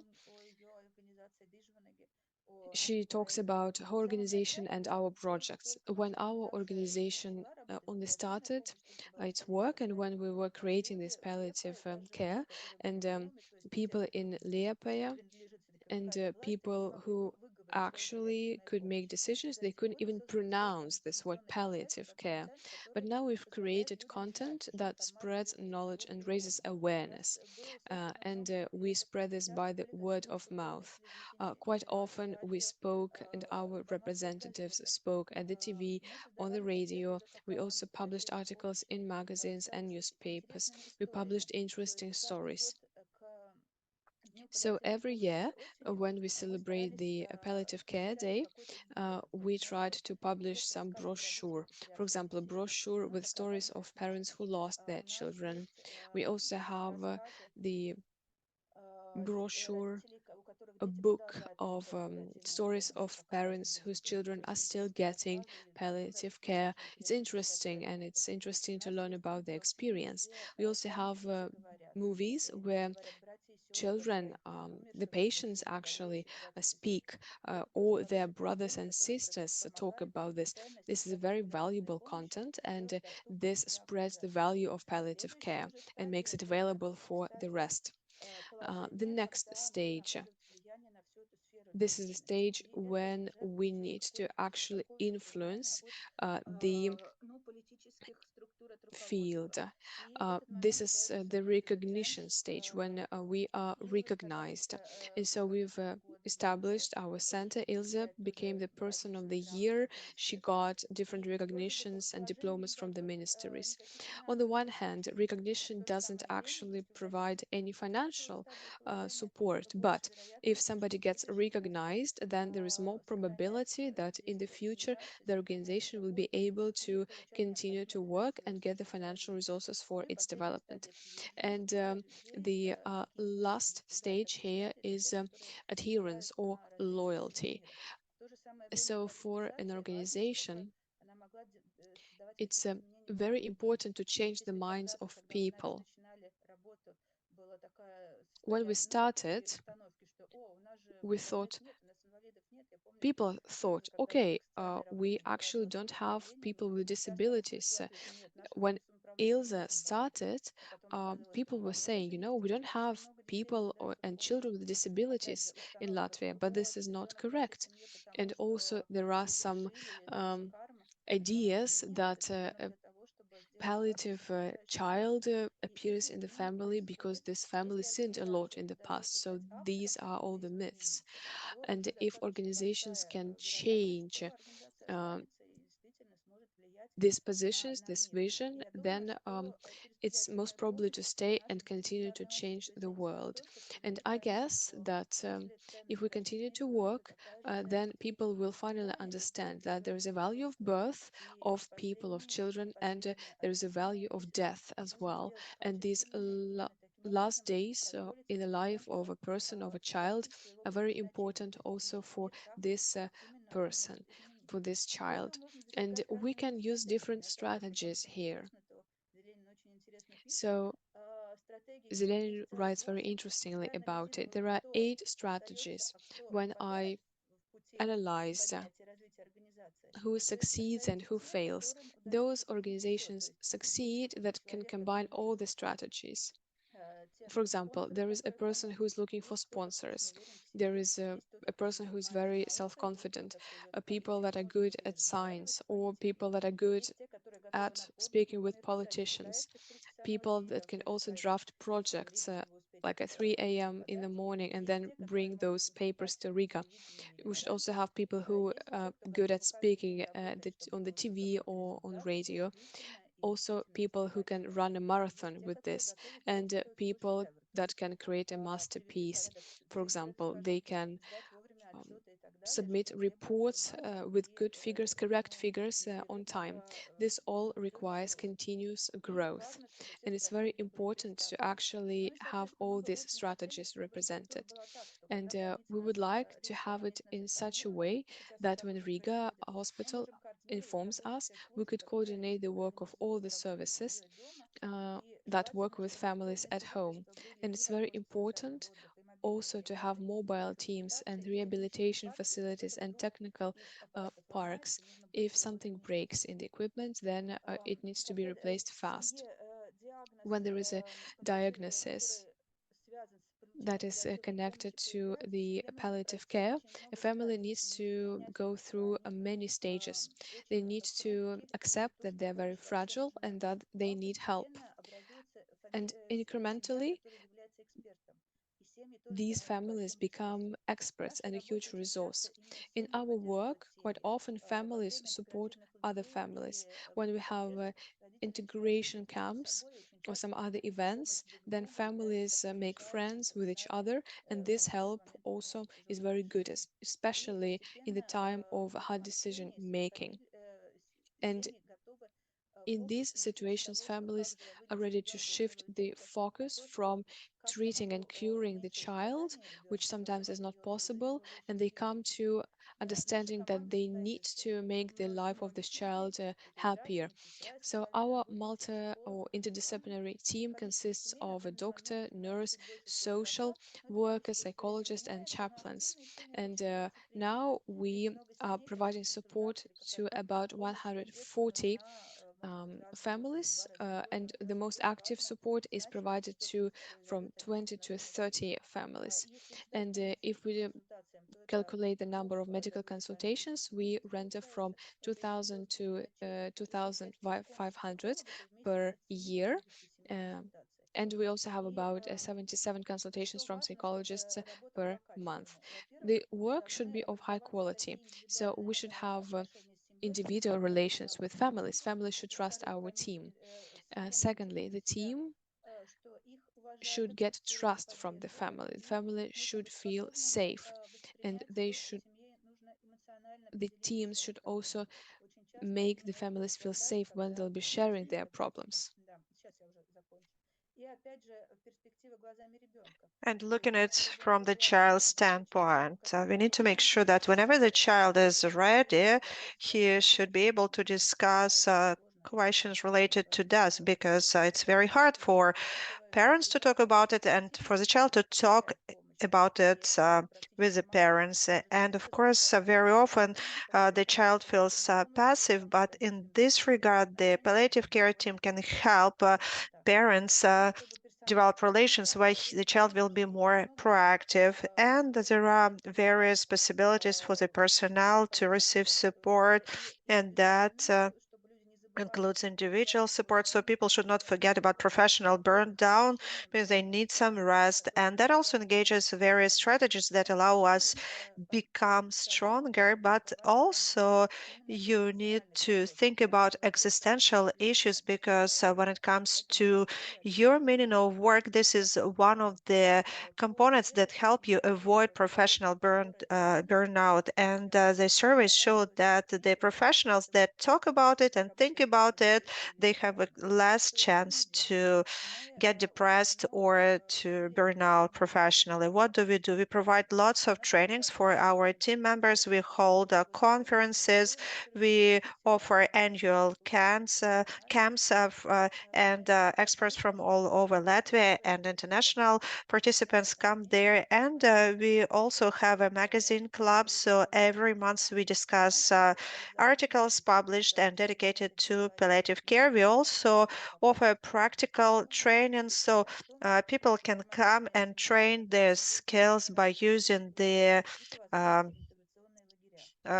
mannequins, and also we provide the support group for parents, and we have commemoration day for deceased children, and sometimes we have a visit to a certain site, and we talk about various aspects during those tours and visits. And here you see the summer school course, and for chaplains and social workers, we also offer training courses. And here you can see how we work in groups. It's very important to learn to communicate aspects with your colleagues before you start talking to parents. And we have great summer school courses. As for the commemoration day, more and more parents come because more children die and new members join in. And this is one of the paintings you see on the left side hand. Her child died from brain cancer, and every year she visits our commemoration day. She attends commemoration day together with her daughters. And after COVID, we also are able to hold this event through Zoom, and parents who cannot attend it face to face can join us via Zoom. And here you can find links to very important articles. You can read them later. Thank you, Yulia. It is a very interesting approach for me. I'm talking about the Lenin approach, and the way you broke our work into components is something really very interesting. I think you can hold a training dedicated to this aspect, while my colleagues are going to include the links to the articles, and then we'll post them in our chat. I also would like to say that at this point, we will have a 10-minute break, and you will have a chance to have some rest, get a cup of tea or coffee, whatever you need. In the meantime, I will remind you that all useful materials and links that will be shared in the course of this webinar will be available at our website, paste website. They also will be published in the chat for palliative care experts, and we also will copy once again the link to the Google form you have to fill in to join us in Telegram. You also can receive our monthly news letter, and we bring together the most interesting news, and you can get them by email as well. Well, I suggest that we have a 10-minute break. We are going a bit behind the schedule, but we will try to finish on time because we understand it's a working day. So let's get together in 10 minutes at 12:58 Riga time. I will see you shortly. We have 3 more speakers to go. Thank you. See you soon. So, dear colleagues, we are back. Please take your seats, make yourselves comfortable. I hope that you were able to refresh yourself a little bit. And now I give the floor to our colleague, colleague of Yulia Cirule-Galuza, and this is Gundega Blizneca. Gundega, can you hear us? Absolutely, can you hear me? Yes, we hear you very well. Thank you very much. And let me remind you that Gundega is the chief nurse of the children's department at Liepaja service of children's palliative care at Liepaja Regional Hospital. Let me Correct. We do not have a service per se. We have a children's palliative care medical office, and I am the chief nurse at the children's department and also chief nurse at this medical office. Well, I apologize. That's fine. Actually, people sometimes believe that we have a service, but we do not have a service per se. We have this medical office, and let me tell you what are my responsibilities as a nurse working for this uh, office, and what do I do in the region, because Riga is the capital. So talking about palliative care for children, when it comes to children and cancer disease, relatively adult clients are not in big numbers. Now we have only one. The number of children that die is not large compared to the number of adults, and many diseases are very rare, especially for pediatrics. And due to many of these causes, the lifespan is limited, and typically the lifetime for palliative care for children is different from the one of adults. Sometimes it's short, sometimes it takes longer. Talking about palliative care for children or palliative service, we very often refer to ourselves as service. Again, very often we are regarded as a service, and we often regard ourselves as a team. In Kurzamis region, it is marked in green. This is our entire region that we cover. In this region, we provide palliative care services working at our medical office. There are two nurses who work part-time. We have one doctor, and we also have a psychologist who works part-time, and we also have a psychotherapist who is part of our team. And we have two societies, Society of Dizvanagi and the Society of Palliative Children's Palliative Care. If you look at the size of our population, it is of region. Its population is over 277,000 people, and 148 children are covered within the framework of palliative care. This is how Liepaja Regional Hospital looks like, and I told you that at our palliative medical hospital, we have two nurses, one doctor, psychologist, and psychotherapist. What kind of services do we offer? Planned counseling given by palliative team for patients that reside in Liepaja and Kurzamis region, and these consultations have to be appointed ahead of time. Today, for instance, I planned three appointments. Then we provide consultants of palliative care experts round the clock, 7 days a week. And it's very interesting because our official working hours are from 8 till 4 p.m., 8 a.m. till 4 p.m., but we can provide telephone services around the clock. We also provide outpatient palliative care consulting within the Baltic Rehabilitation Center, again with the advanced appointed time. We also provide outpatient consultants of psychologists or psychotherapist.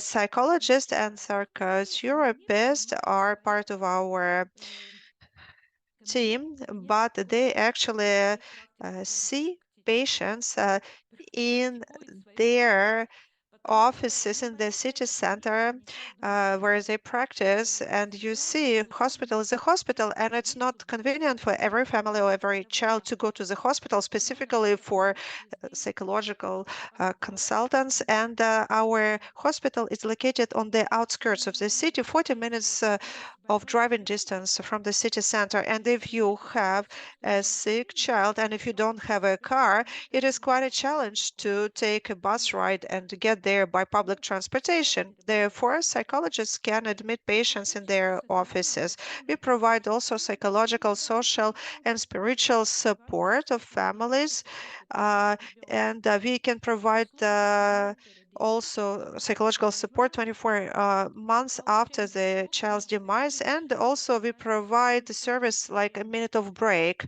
for getting services when a decision of social service is needed. And we also provide the support services for parents of sick children. And our team, and again we are a team because we work all together and engage social worker and the chaplain.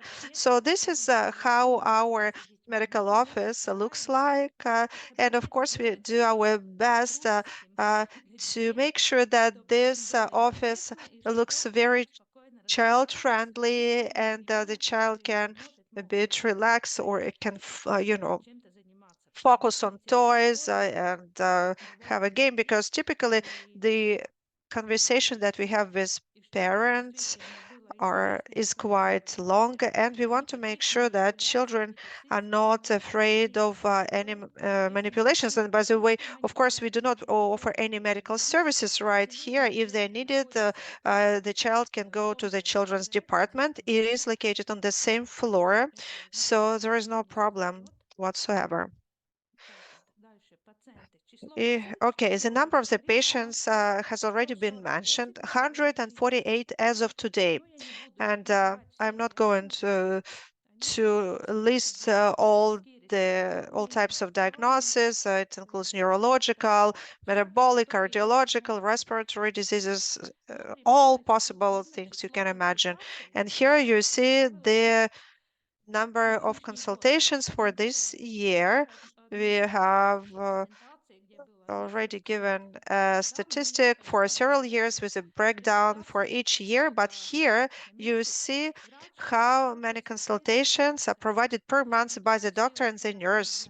Here you see January, 47 patients, and altogether 194 consultations were given, and in 101 cases the service of the nurse was also necessary. And here you see we gather statistics for October included, and you see more consultations are needed when a new patient joins in and he needs something. And lately we received a new patient with a cardiological pathology. He is still small, and we need to grow him up to the weight of 6 kilos so he can undergo a surgery. This month, on the 26th of December, he's going to have his surgery, so we were able to do it all together. Here you see a report for 2023, and you see here's a number of consultations given by psychologists, to children and to their parents. So 15 consultations were given to parents. Altogether, overall number of consultations was 58. This reporting is very necessary for our management, for the hospital, and it's very important for funding. Of course, the funding directly is determined by the scope of work that we do. So Sofia already has told you how it is structured, and of course work may be structured differently depending on the hospital. Riga has a huge hospital, university hospital, and the region has a smaller size. And I remember when we started working, so many things had to be done by ourselves. We had to find so many things. We needed to understand what we will do, how we will do it. So we did a little bit of work. We would help one child, or you know, uh, we would give a prescription for certain service or manipulation. We experimented a lot. And finally, we understood how to organize our work better in the region and what is a role of each and every was as part of a palliative care team. As for me, being a nurse, for me, the most important responsibility is to provide care for those patients who are in need. And for me, it was very important to have equipment available that includes oxygen equipment, nutrition equipment, and feeding equipment. And we had to find such equipment that is convenient for the patient. I remember there's second devices for aspiration, and they were so large. And I remember one mom coming with a small baby, and also. And I looked at this device for aspiration and I said, oh my God, how can she use it? You know, she has to hold the baby, she has to hold this aspiration device, and she has only two hands, so everything has to be very convenient so she can place it all together in a stroller. And of course, by trial and error, we could establish our good understanding, so we understand now what to do and what are the best devices. Same story with this oxygen device. One can be stationary, used in the hospital setting, another one should be portable. And more and more we procure this small portable battery-based device that can be placed for aspiration, that can be placed in a bag, and a mom can walk around with it. Same with tracheostoma and gastrostoma. We learned how to do it. And I remember when we had to replace gastrostoma for the first time, there was a patient coming from Riga. And I remember the doctor told me, Gundega, I am going to invite a surgeon. And I told him, no, no, doctor, if you engage a surgeon, I will not do it. I will not be engaged in this procedure. We have to learn how to do it ourselves. And that is what we did. We learned and we tried. So the next thing I want to talk about talking about my role is a trainer. So I have to train children, moms, and I have to explain to school children, let's say, that we are all different. And you know, last week we were visited by children from the kindergarten, 5-year-old or 6-year-old. So I showed them this mannequin and said that we all are different, we all can get sick, so we need a tube that is inserted in the throat or in the stomach, and that the child or any human being can breathe like this. They were so surprised, they were looking at me, really? And I remember one small boy, he felt a bit sick after looking at all these things. And I remember many children living in our place said, I'm not going to be a doctor. I'd rather work as a psychologist. But then once we were finished, one girl said, I want to be a doctor, but I want to be a doctor who does things, not just talks. So I realized that she actually wants to be a nurse who does a lot of manipulations and helps the patients. We use these mannequins to help to train our parents, show them how to replace stomach, how to feed the children. So this is Adams and this is Eve. and we use this mannequin Eve and to show how to hold the baby in a right way, how to position it. So we do have these mannequins, Adams and Eva, who help us to train our recipients. As for implemented projects, we have had already certain experience, but when we realized that officially we will establish a medical office and we will have a team that will include chaplains and social workers. So we had two projects. We, by the way, were helped by our sponsors, and it was a project or training project on home palliative care.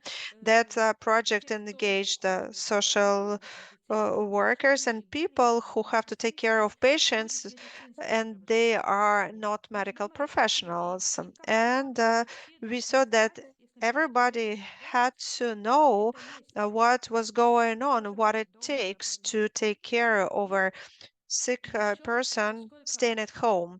And the next project that we had was a training for providing enteral nutrition for children, for people with limited capabilities. So enteral nutrition also in home setting. So we provided training for people who work in orphanages or some resorts even. So, and we also educated relatives of the patients so they know how to provide enteral nutrition through gastric tube and so on. And this was a big project. Sofia also was engaged. We even made a film about this project. As for now, we don't have to travel to the orphanage to replace a tracheostoma or a gastrostoma. They have undergone this training. They know how to do it all before.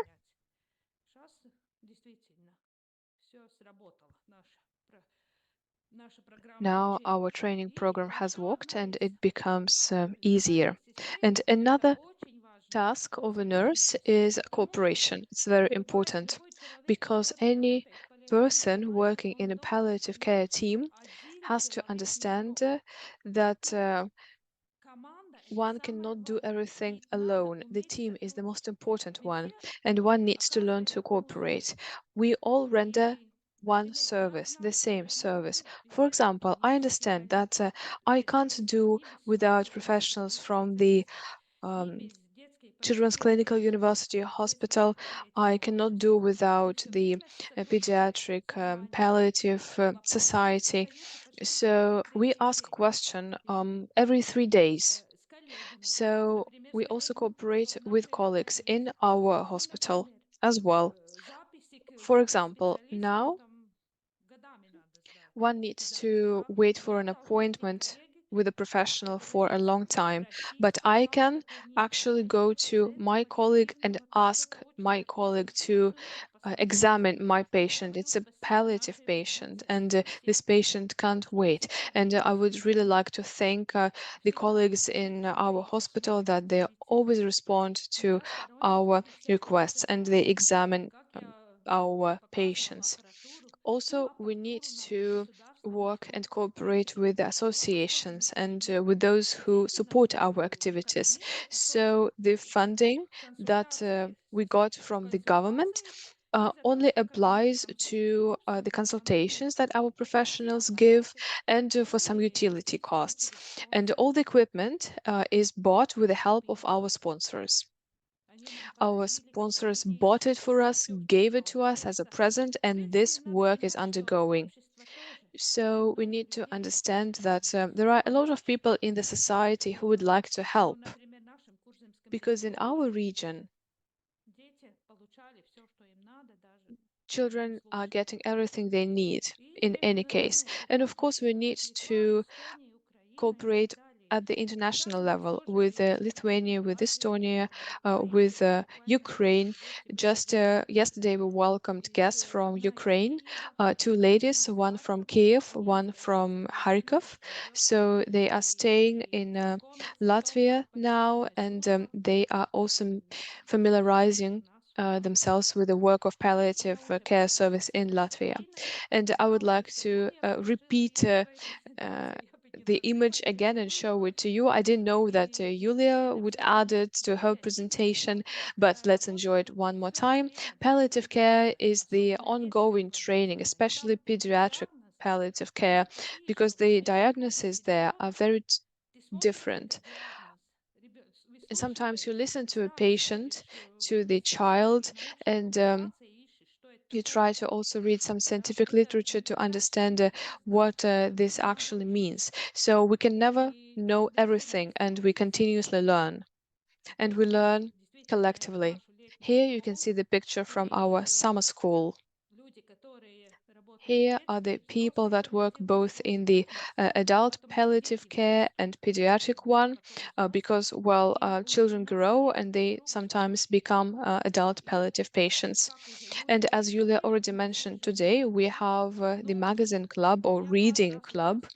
I participated a couple of times, but I have a small recommendation for Yulia, because maybe we should change the time of this club meeting, because the club now meets during the working hours.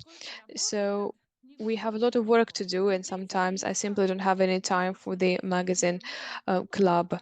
But when we do have time to participate in the meetings of this club, then we do understand that we have common problems around the world. If we take a look at the conclusions,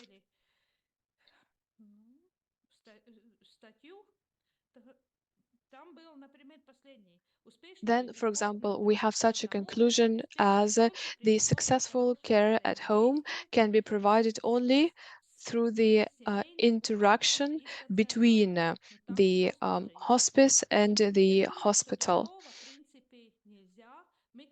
We cannot do differently. At some point of time, we wanted to decouple ourselves from the hospital, but at that point of time, I said that we can't do this, because we can't give this service, give this care, if we don't have some special medical equipment. We need to stay and continue to work with the hospital. And so thank you very much for your attention and for the time that you gave to me. I hope I was on time. Yes, thank you very much. You were absolutely on time. And what you said about the work with parents and with the families, how you try to make their life and care more comfortable, how you were choosing the smaller pieces of devices and equipment. I think me and my colleagues have already gone through this as well. We've been in palliative care for many years already, and we are really also searching for some devices that are smaller for our smaller patients. And this also is a wonderful image, and the image that Yulia and you showed twice. It's not a problem. Thank you very much. And now I would like to give the floor to Janis Balodis. Janis, good afternoon. So, do you have slides? You do? So, Janis is the chaplain in the Children's Palliative Care Society. Janis, could you please make it a full screen presentation? Thank you. Now it's good, right? Yes. Okay. So, good afternoon, good day. Today, I'll talk about the role of medical support persons in the work of the interdisciplinary team when they work with families of children in palliative care. We've already heard a lot about the word team. This is a very important component in palliative care. Proceeding from our experience, we can say that if it's a medical professional, especially those who work in palliative care, medical professionals should be good at two areas, because on the one hand we have a multidisciplinary team, it's kind of a hospital-based team, and we also have a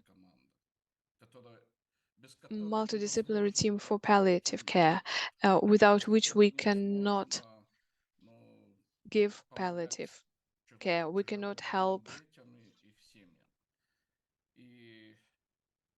patients and their families that are incurable. So now I'd like just to give you a couple of highlights. I'm sure that you know about it, but I would like to once again just inspire you to think how you work in your teams. So I will talk about our team, how we work, and our main value is the interdisciplinary approach. So why do we talk about and use interdisciplinary team? I have a couple of main ideas here. First, this team works together to achieve goals that are aimed at the patient. Because palliative care is not possible without this goal. This is the most important. The most important is the patient, the child, and the family. Second item here that I'd like to focus on is a patient-oriented approach, human-centered approach. So we are going to this patient, to this child, to this family, and we want to provide them with as much comfortable as possible, even if a disease is incurable, and when they depend, and the patient depends a lot on others. So all the participants here identify their timely and realistic results. It's very important to be realistic. I've already heard from parents who are going through this difficult way. They also would like to get some stability. They would like to get back to life where they need to learn some new skills and they need to live in new realities. Next item is the communication in interdisciplinary teams. I would like to underline that this team is decentralized. Why? Because we do need to have hierarchy in the interdisciplinary team, because there should be probably a doctor that takes responsibility for the life of the child and of course for the family. So all these questions are interconnected. But in palliative care, in multidisciplinary team, it's very important to be on the same page with your colleagues. The tasks and information should be fully shared inside the team. And the next item is that the team implements in the interdisciplinary environment some new ideas and alternative recommendations.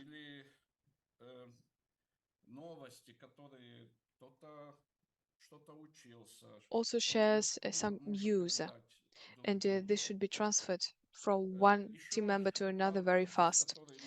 Some more items that I would like to discuss. What is important for a multidisciplinary team? Teamwork. This is the philosophy of palliative care.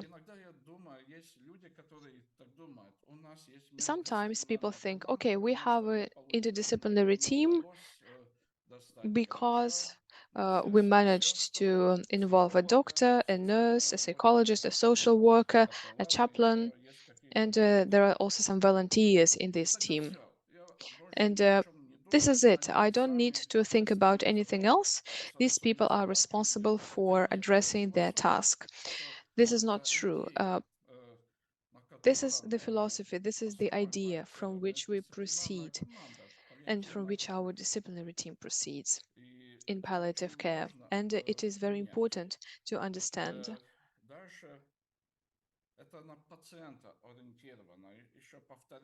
And we also, of course, proceed from the patient-oriented approach. We need to continue to repeat it because this is connected to all the needs that a person has: physical, emotional, psychological, mental, social, and spiritual needs. Because this is a disease. When a patient gets sick and he or she is in palliative care, we should remember that this is a disease that changes the life of a patient immensely, as well as that changes the life of their families. It's not only a physical aspect, it's also about emotional and spiritual changes, because one needs to find some platform, new one, on which one can have dreams, rebuild those dreams that were destroyed when the patients and their families learned bad news. And so all the team members should be involved in this work.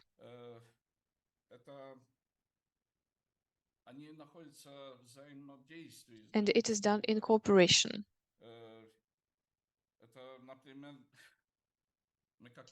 We as chaplains, we feel that we a family. And of course, we also hear the families of the patients, and they ask some important questions. For example, the questions about school, because there are also children of school age. So the questions are, how can the child go to school, how to organize it properly, because it will be completely different. What are the laws? What are the support measures from the government? What are some solutions?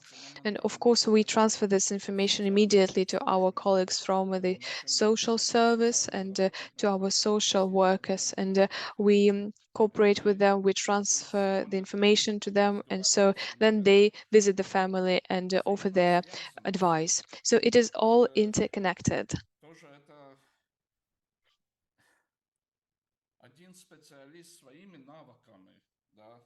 One professional with their skills cannot cover all areas of knowledge, because one can even face a question as a professional: what is the meaning of life? There are a lot of spiritual questions, and well, a doctor can have their interest in this, but still the doctor has their own task. They need to do the medical work, and we can help each other. And this information exchange is very important and it's needed, especially because we can help to respond to some needs.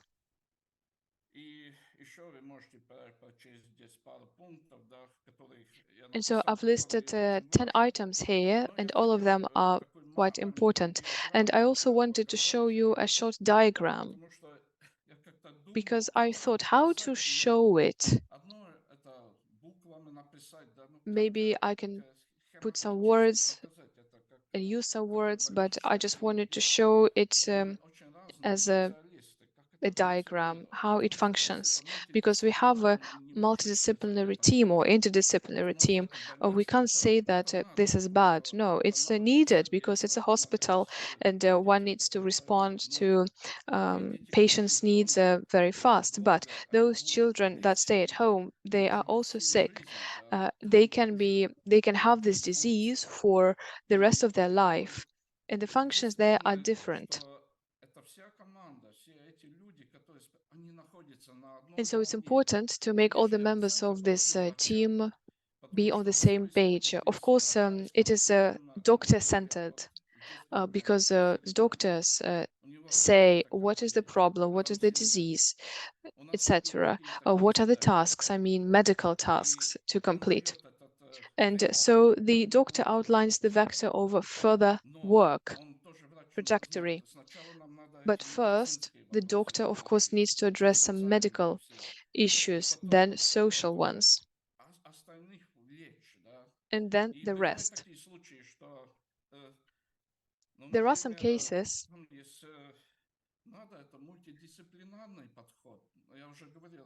when, for example, we also need to address some social issues. Our families need to function properly. We need to help them to organize their life from scratch. Sometimes one parent cannot work anymore, and so it's also a huge financial burden. One parent is excluded from the active economic life. It's just one of the examples. And there can also be some spiritual needs that need to be satisfied. And then the chaplain might be needed. Sometimes patients want to be baptized, and so this is the work of our function.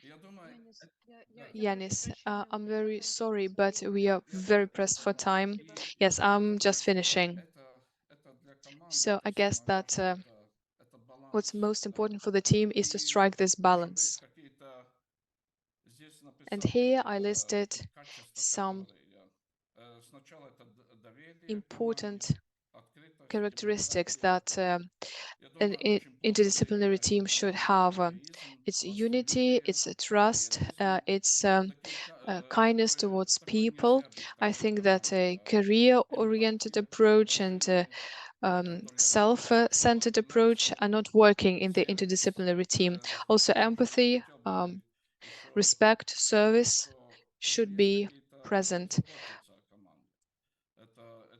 We should also, of course, take care of our interdisciplinary teams. We should have our own traditions, maybe how we celebrate some holidays, because people should feel that they are part of this big community. Okay, so that was a brief from me.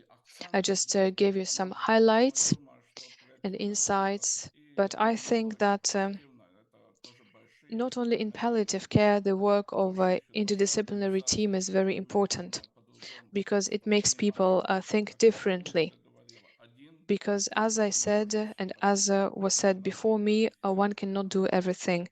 A team is needed. Thank you for your attention. Janis, thank you very much, and we apologize for not having enough time. I would agree with you so much with your words about the team that should feel they are on the same page. They should feel this idea, committed to the idea, and they should be tuned to each other. I believe that this is a very important thing. Of course, think if a team wants to work together, there should be a sense of integrity. And now I give the floor to your colleague, Varis Bogdanovs, also chaplain of the Society of Children's Palliative Care. Varis, the floor is yours.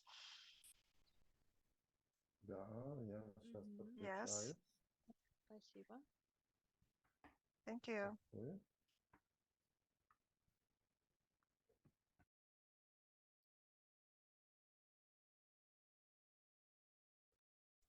Good day to all of you, and thank you very much for giving me the time. And today we will talk about the role of spiritual aid within the framework of palliative children's care. And I today celebrate the 25th anniversary together with the Society of Children's Palliative Care. And 25 years ago, I started working at the palliative department for adult patients. And over the past 6 years, I have worked for the Children's Palliative Care Service. First and foremost,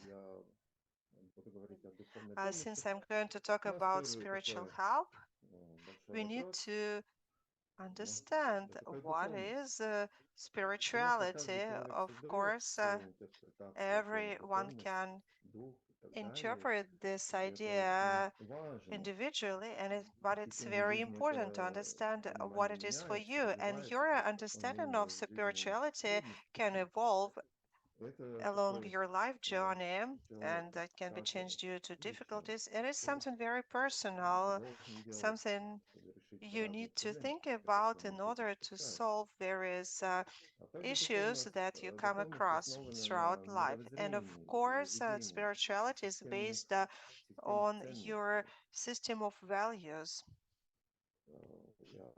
on your vision, and the system of values is a very important aspect. Spirituality also includes your faith and convictions, and that is something what I will touch upon a bit later. But let me give you the brightest example. There is a movement called the Witnesses of Jehovah that prohibits blood transfusion even when the patient finds himself in a life-threatening situation. What is it about? Is it linked to your faith or to your convictions? And we can shrug our shoulders and think, where did they take this idea? Well, it doesn't really matter. They will always insist that blood cannot be transfused, and you will have to look for another solution or put up with the fact that the patient may die due to an inability to go through the blood transfusion procedure. Talking about spirituality, when we look at spirituality, it has to do with ideas, dogma, and some sacred ideas. Dogma may sound a bit daunting, but actually we have lots of dogs, as many as you know, the number of cows we may have in the farm's backyard. And sometimes dogma is something what you look up to as something what cannot be challenged or discussed. Our parents would repeat certain actions, and that would result in various ideas that are instilled deep in our mind. And but when you think whether they are truthful or not, we even do not check that. And throughout life, our ideas, our beliefs can change, especially when we confront something or when we go through challenging situation.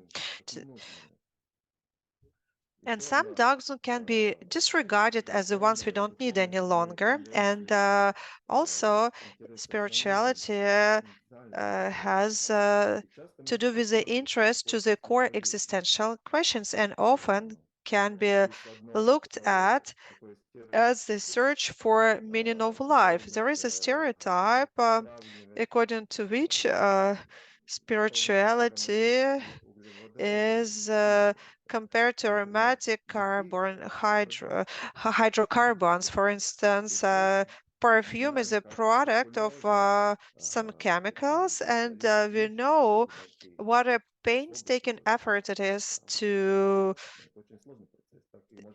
come up with the formula of a new perfume.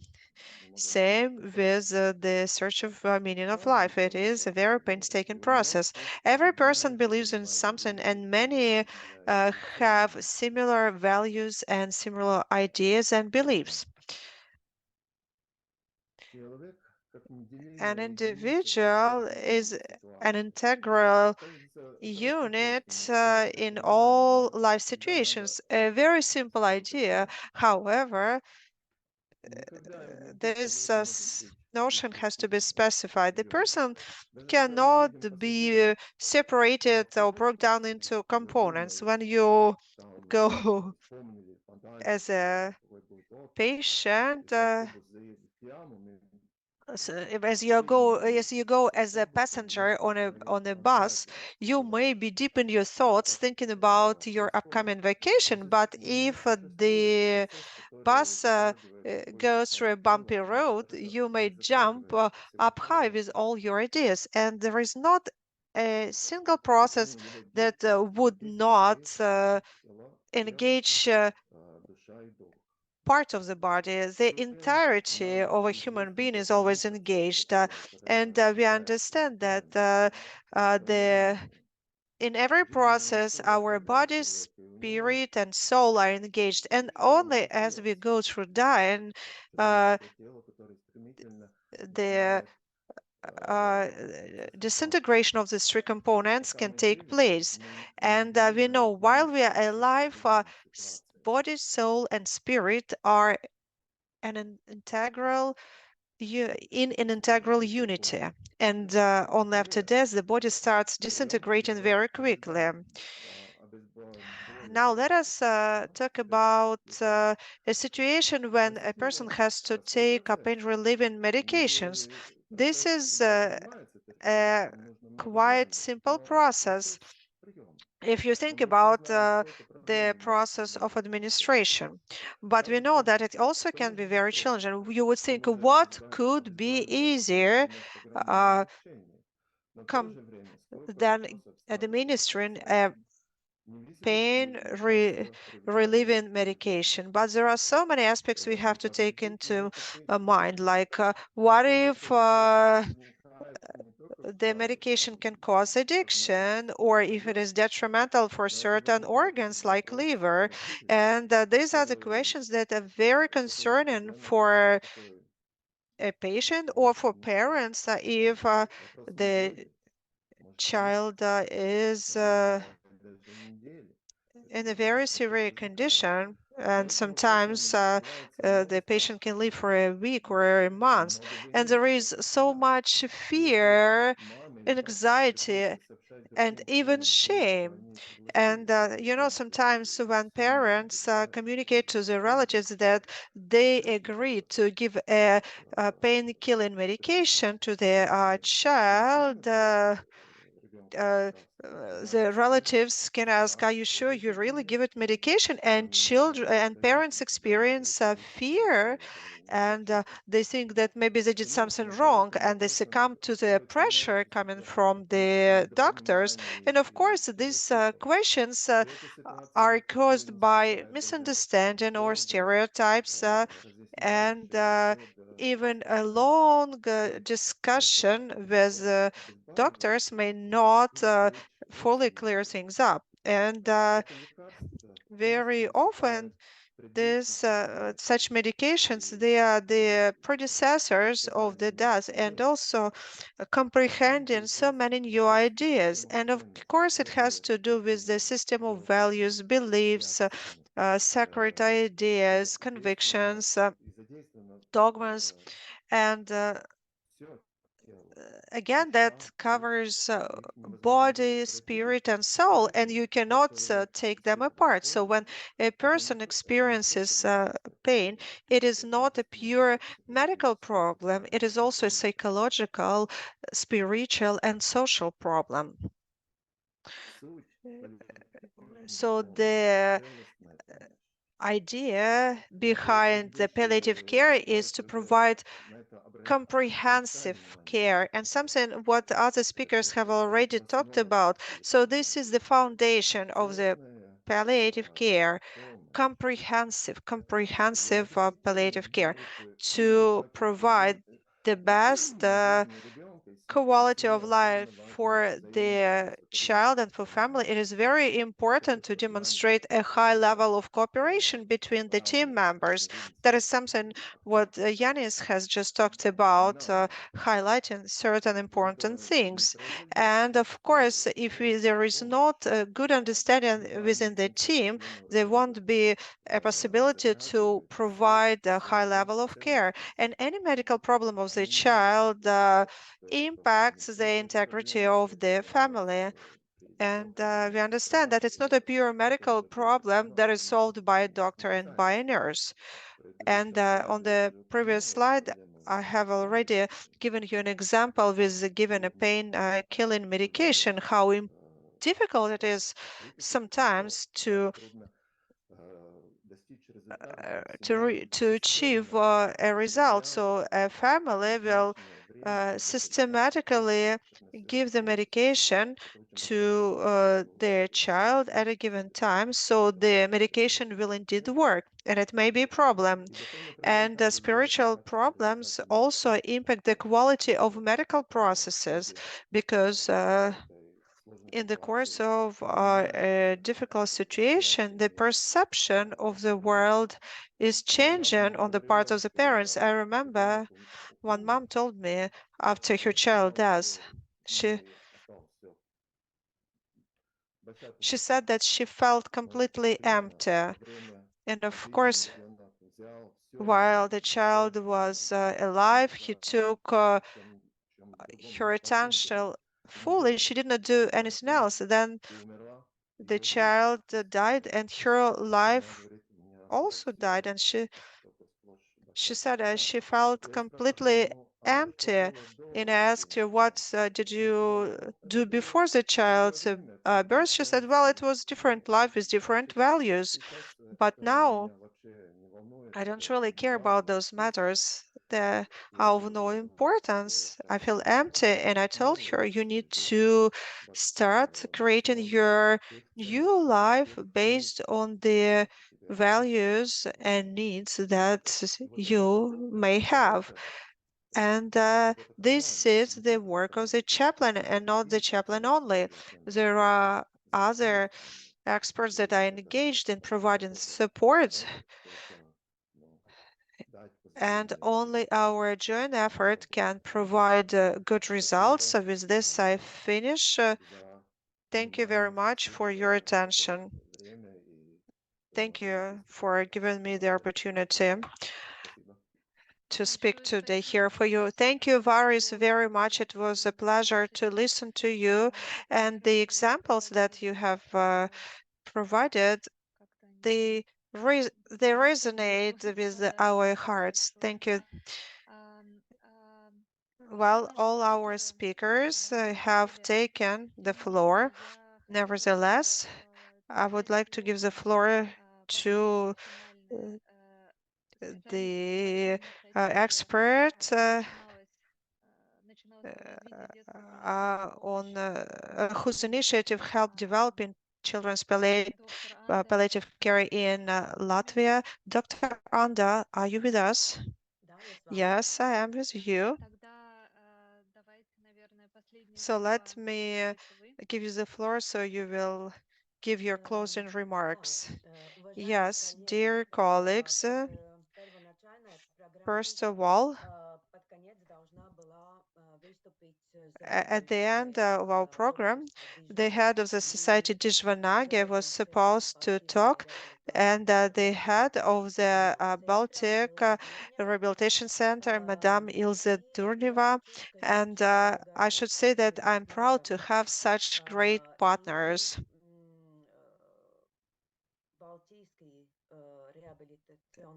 The Baltic Rehabilitation Center, as of today, is the largest regional center and the only one in Latvia that brings together social rehabilitation and children's palliative care, as well as medical services. So it gives the social break. So this year, we have developed a project. It is our collaboration within the framework of which we plan further steps for developing outpatient home and home service in the regions. We will provide hospice services, break services, and home palliative care as well. And what are our plans? First of all, we are going to enhance our legislative framework.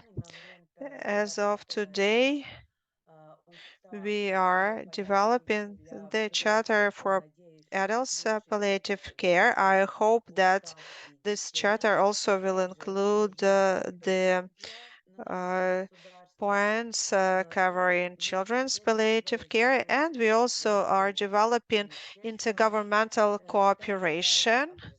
We also have the special educational programs, all that integrate international cooperation, experience exchange, and we have a lot of informational projects for our society. As for availability of our services, how can we extend our services for children's palliative care? We also are going to develop the palliative care, and we are going to set up palliative services so that the hospice would be as an intervention stage.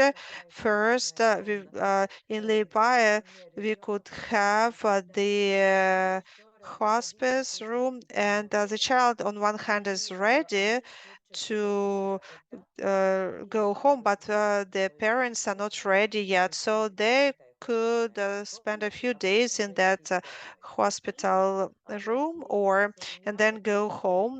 And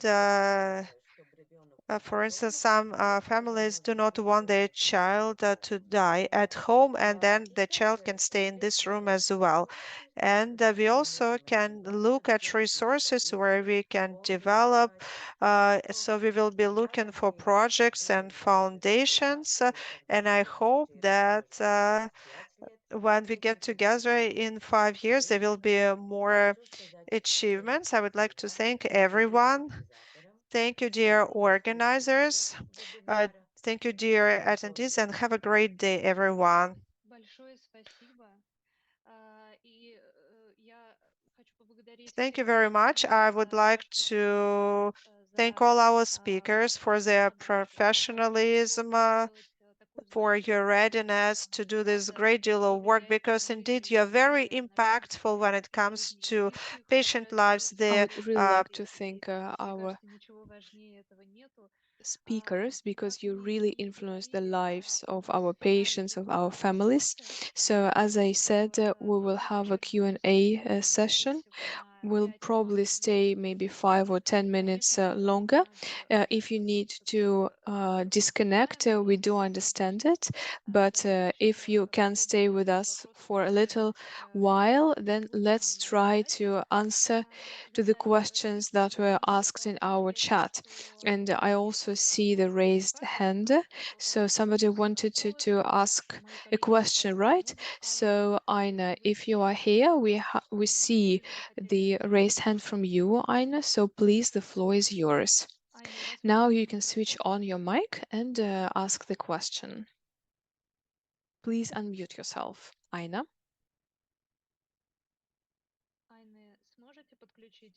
Aina, will you be able to switch on the mic? Now it works. Okay, great. We hear you.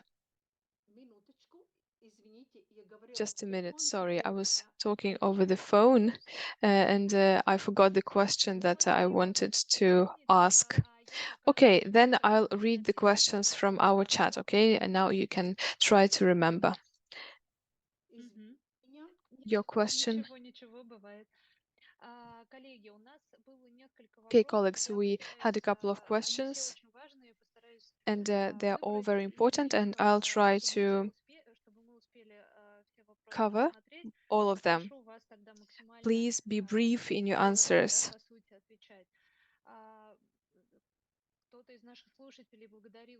So one of our listeners thanked for interesting questions.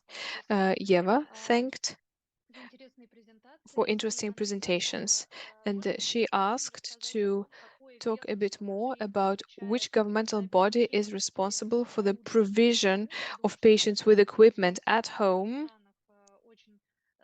I understand that it is a bottleneck in many countries. It is about oxygenators and other pieces of equipment. So is it the Ministry of Healthcare or is it the Ministry of Social Security? And could you please give some details about how this equipment is given forever, for some time, for free, on a paid basis? And also Eva asked about the nutrition supply and some other medical supply. Who pays for this? The Ministry of Healthcare or Ministry of Social Security? I'll answer the question. So this is fully paid by the government. From the Ministry of Healthcare. They also pay for the nutrition, for single-use materials and medical devices. Medical devices are given to patients for home use if they need the lung ventilation, and if two devices are needed, then two devices will be provided and it will be paid for. So if it's a patient with a tracheostoma, then the two oxygenators will be given. And how is this given? In what format? Forever, for some time, up until it is needed by the patient. In most cases, this is by the end of their life. And this is given proceeding from the collective decision of the doctors who decide what medical devices a patient needs for home care. And it is issued fully everything that is needed, right? Well, there are some specifics. For example, if it's easier to use some specific syringes or some specific catheters and it is not in the state procurement scheme, then parents can buy some things.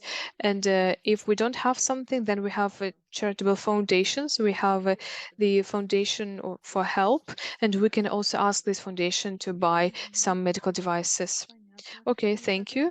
And after the death of the patient, the parents have to return these medical devices back. Yes, of course. And also, the devices should be maintained yearly, just like cars undergo maintenance once a year. We also maintain the medical devices once a year. We check the electricity and we do some technical maintenance. Okay, thank you. Thank you very much. There was a question from Roman, and I believe it's to you. So, in your presentation, you mentioned that the Ministry of Healthcare didn't undertake the responsibility to provide the enteral nutrition and to pay for the transportation costs. So it was the case in the beginning. As far as I understood, this is added to the legislative acts and in the law. So how did you agree that the state would also pay for these costs? Briefly, this is a yearly work, long work that has been done because just to ask,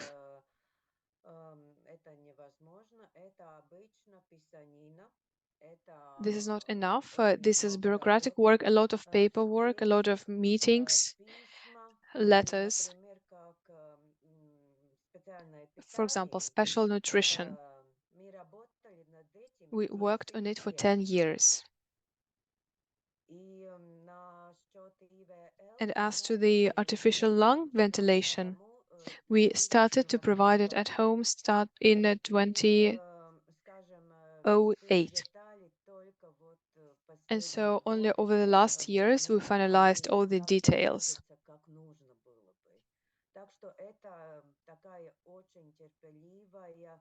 So this is a very meticulous work that takes a lot of patience. That's it.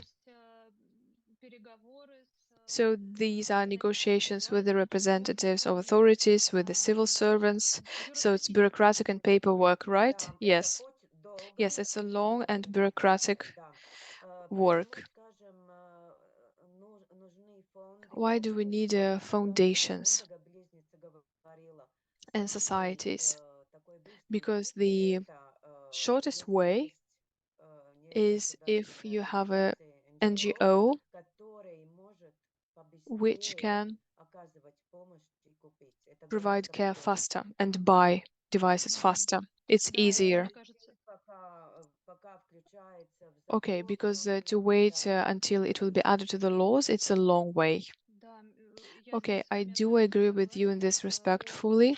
Proceeding from my experience and colleagues' experience, we do know that charity organizations, NGOs, can really help when there are some interruptions with procurement, state procurement, or maybe there are some other reasons why the mechanism of provision with this is not working yet. And so charity organizations and NGOs work with this. Thank you. We had another question Про about теlemedicine, telemedicine.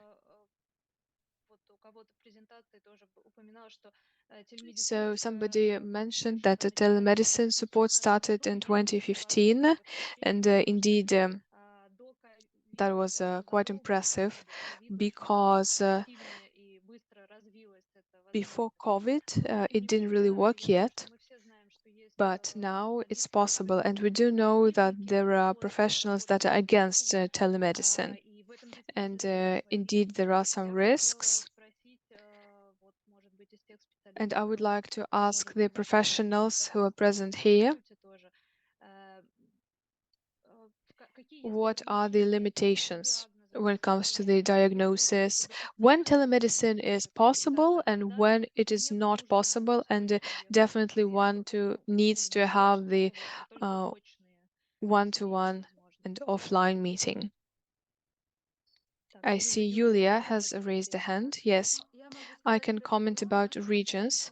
Well, we started in 2015, actually later, and so when we got technical capabilities. And this is because there was a shortage. Because if I'm working alone in the region, I can't come to everybody. And so when we learned to use Zoom and video calls, so me or Gundega explain to parents what to do. And so then we decide whether telemedicine is enough or some on-site consultation is needed.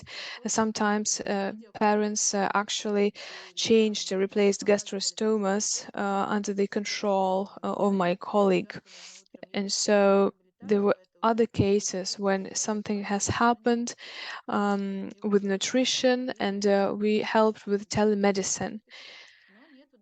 And sometimes it works because video control over the situation helps a lot. We also have psychologists that work, and we have some parents who actually agree to this, to telemedicine. Some parents do not agree.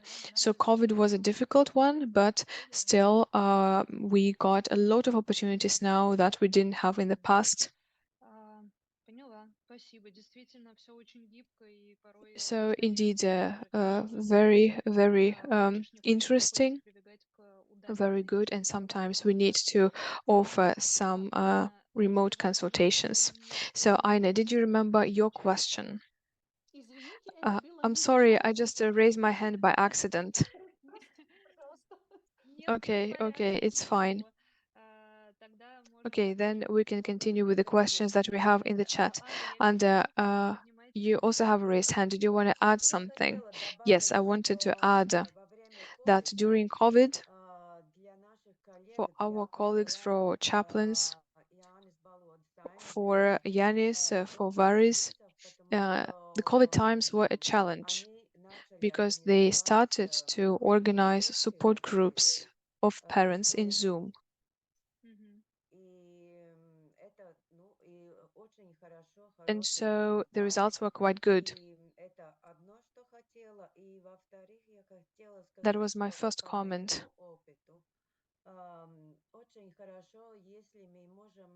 So it would be good if we could mix remote consultations online and also home consultations. It will definitely make our palliative care comprehensive. And that means that it actually helps the parents of the patients to get trained how to work when there are always professionals that can support. We have a question to Irina, and there is the request to tell about how you started to work in palliative care and how you actually work with parents who need care from psychologists but are not ready to get it. I think that this is quite a widely spread stereotype, and a lot of professionals face this problem. Yes, so if we talk about my way into palliative care, it all started with me being trained as existential psychotherapist. And I had to work as a psychologist, and so my first reaction was that I got scared because obviously it is patients with severe diseases, different conditions. How would I be able, I thought, to face this?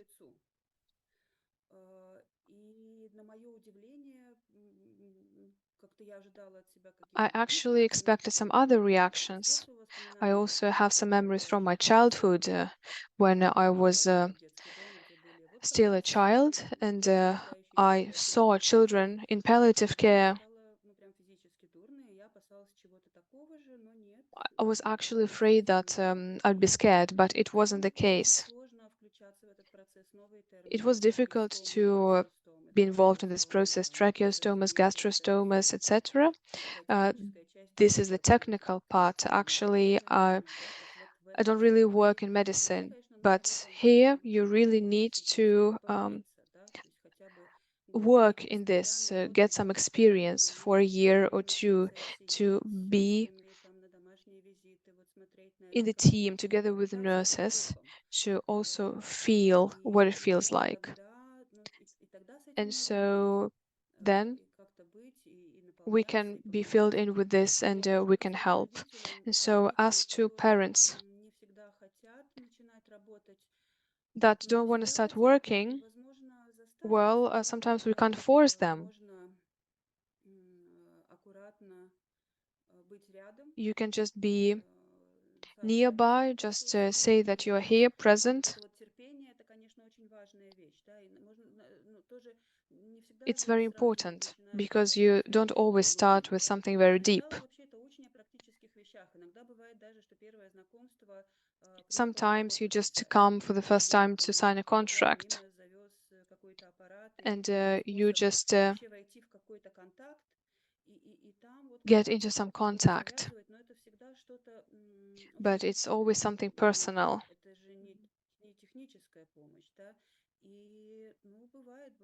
Sometimes we are lucky when parents that do not really want to have psychological help, they agree to this finally.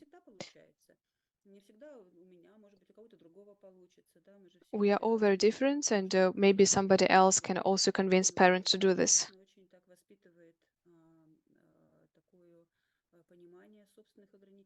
We also need to understand our limitations. We need to understand that we can't actually do everything.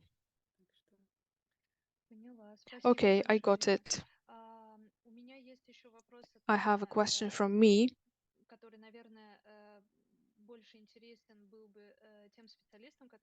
That would be interesting for professionals who work in non-commercial organizations.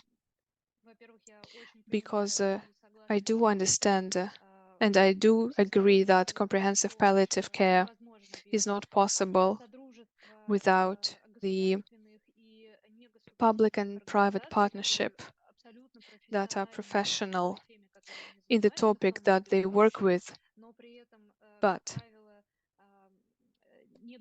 at the same time, non-commercial organizations and foundations they are faster in their response. But public organizations are more sustainable. They have more resources, more opportunities. But I would like to specify, and I'd like to ask you. So, pediatric palliative care and the society that you lead, what are the other ways to fundraise on top of what you get from the state? What are the tools that you use? And do you also get any sponsorship from some private persons? I believe that the professionals that will watch our webinar and its recording will be also very interested in this question. Yes, we organize charitable events. They were very different ones, different concerts, exhibitions for the Mother's Day, for Christmas. We also have sponsors that support us for many years already.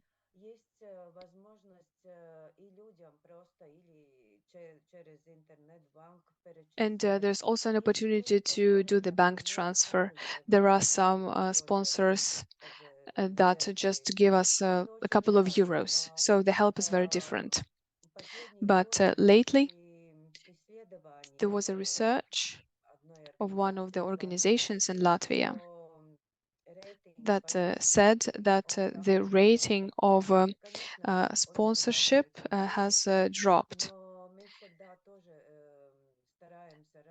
There are different reasons behind that, but we also try to position ourselves to say what we do and how we do this. But there's been less donations lately. And if it's an open information and if you can share this, what is the share?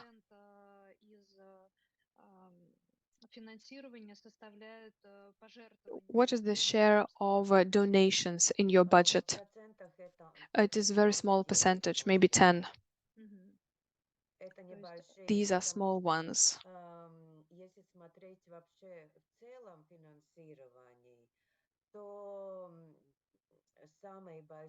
If we talk about the financing, then the staff payment is the most important one.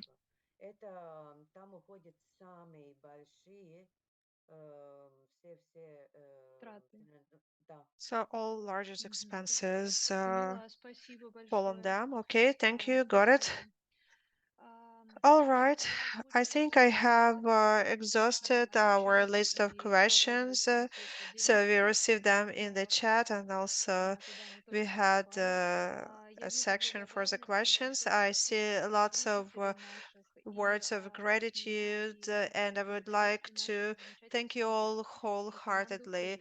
I'd like to thank our speakers, the PACE team, and our interpreters, Anna Kmaiva and Ksenia Ruzova, who did their best to make sure that everyone will understand the speakers. I also would like to thank Yulia Cirule-Galuza, who has provided tremendous level of help to make sure that this meeting will become possible. And she introduced us to these great professionals. Yulia, would you like to add anything? I'd like to thank you for organizing such events. And it would be great if palliative care training programs will become more available and more understood by medical professionals and society at large, because of course, whenever we come across a palliative patients, it's important that people who are surround him or her will understand certain specifics. And I also learned today some new things for me related to the development of palliative care. It was great, and it would be great if you put it all together in a presentation, and that's helpful to understand better what you do and who you do it for. Well, dear colleagues, I congratulate you once again with this fantastic anniversary. Quarter of a century. That's great. And I wish you success for many years to come. And I hope that children's palliative care in Latvia will continue developing, and you will enrich other people by sharing your experience. Thank you very much. Let me remind you once again that all our publications and announcements are available at our website of PASTE, or you can join our Telegram chat. We also will be very grateful if you will fill in a questionnaire. It is short about the quality of our webinar. It is very valuable information for us because we want our meetings to become better and better. And any of your recommendations are always taken with a great deal of gratitude. Thank you very much, everyone. Thank you, dear speakers and dear attendees. Best wishes. Take care. Bye bye. Bye bye.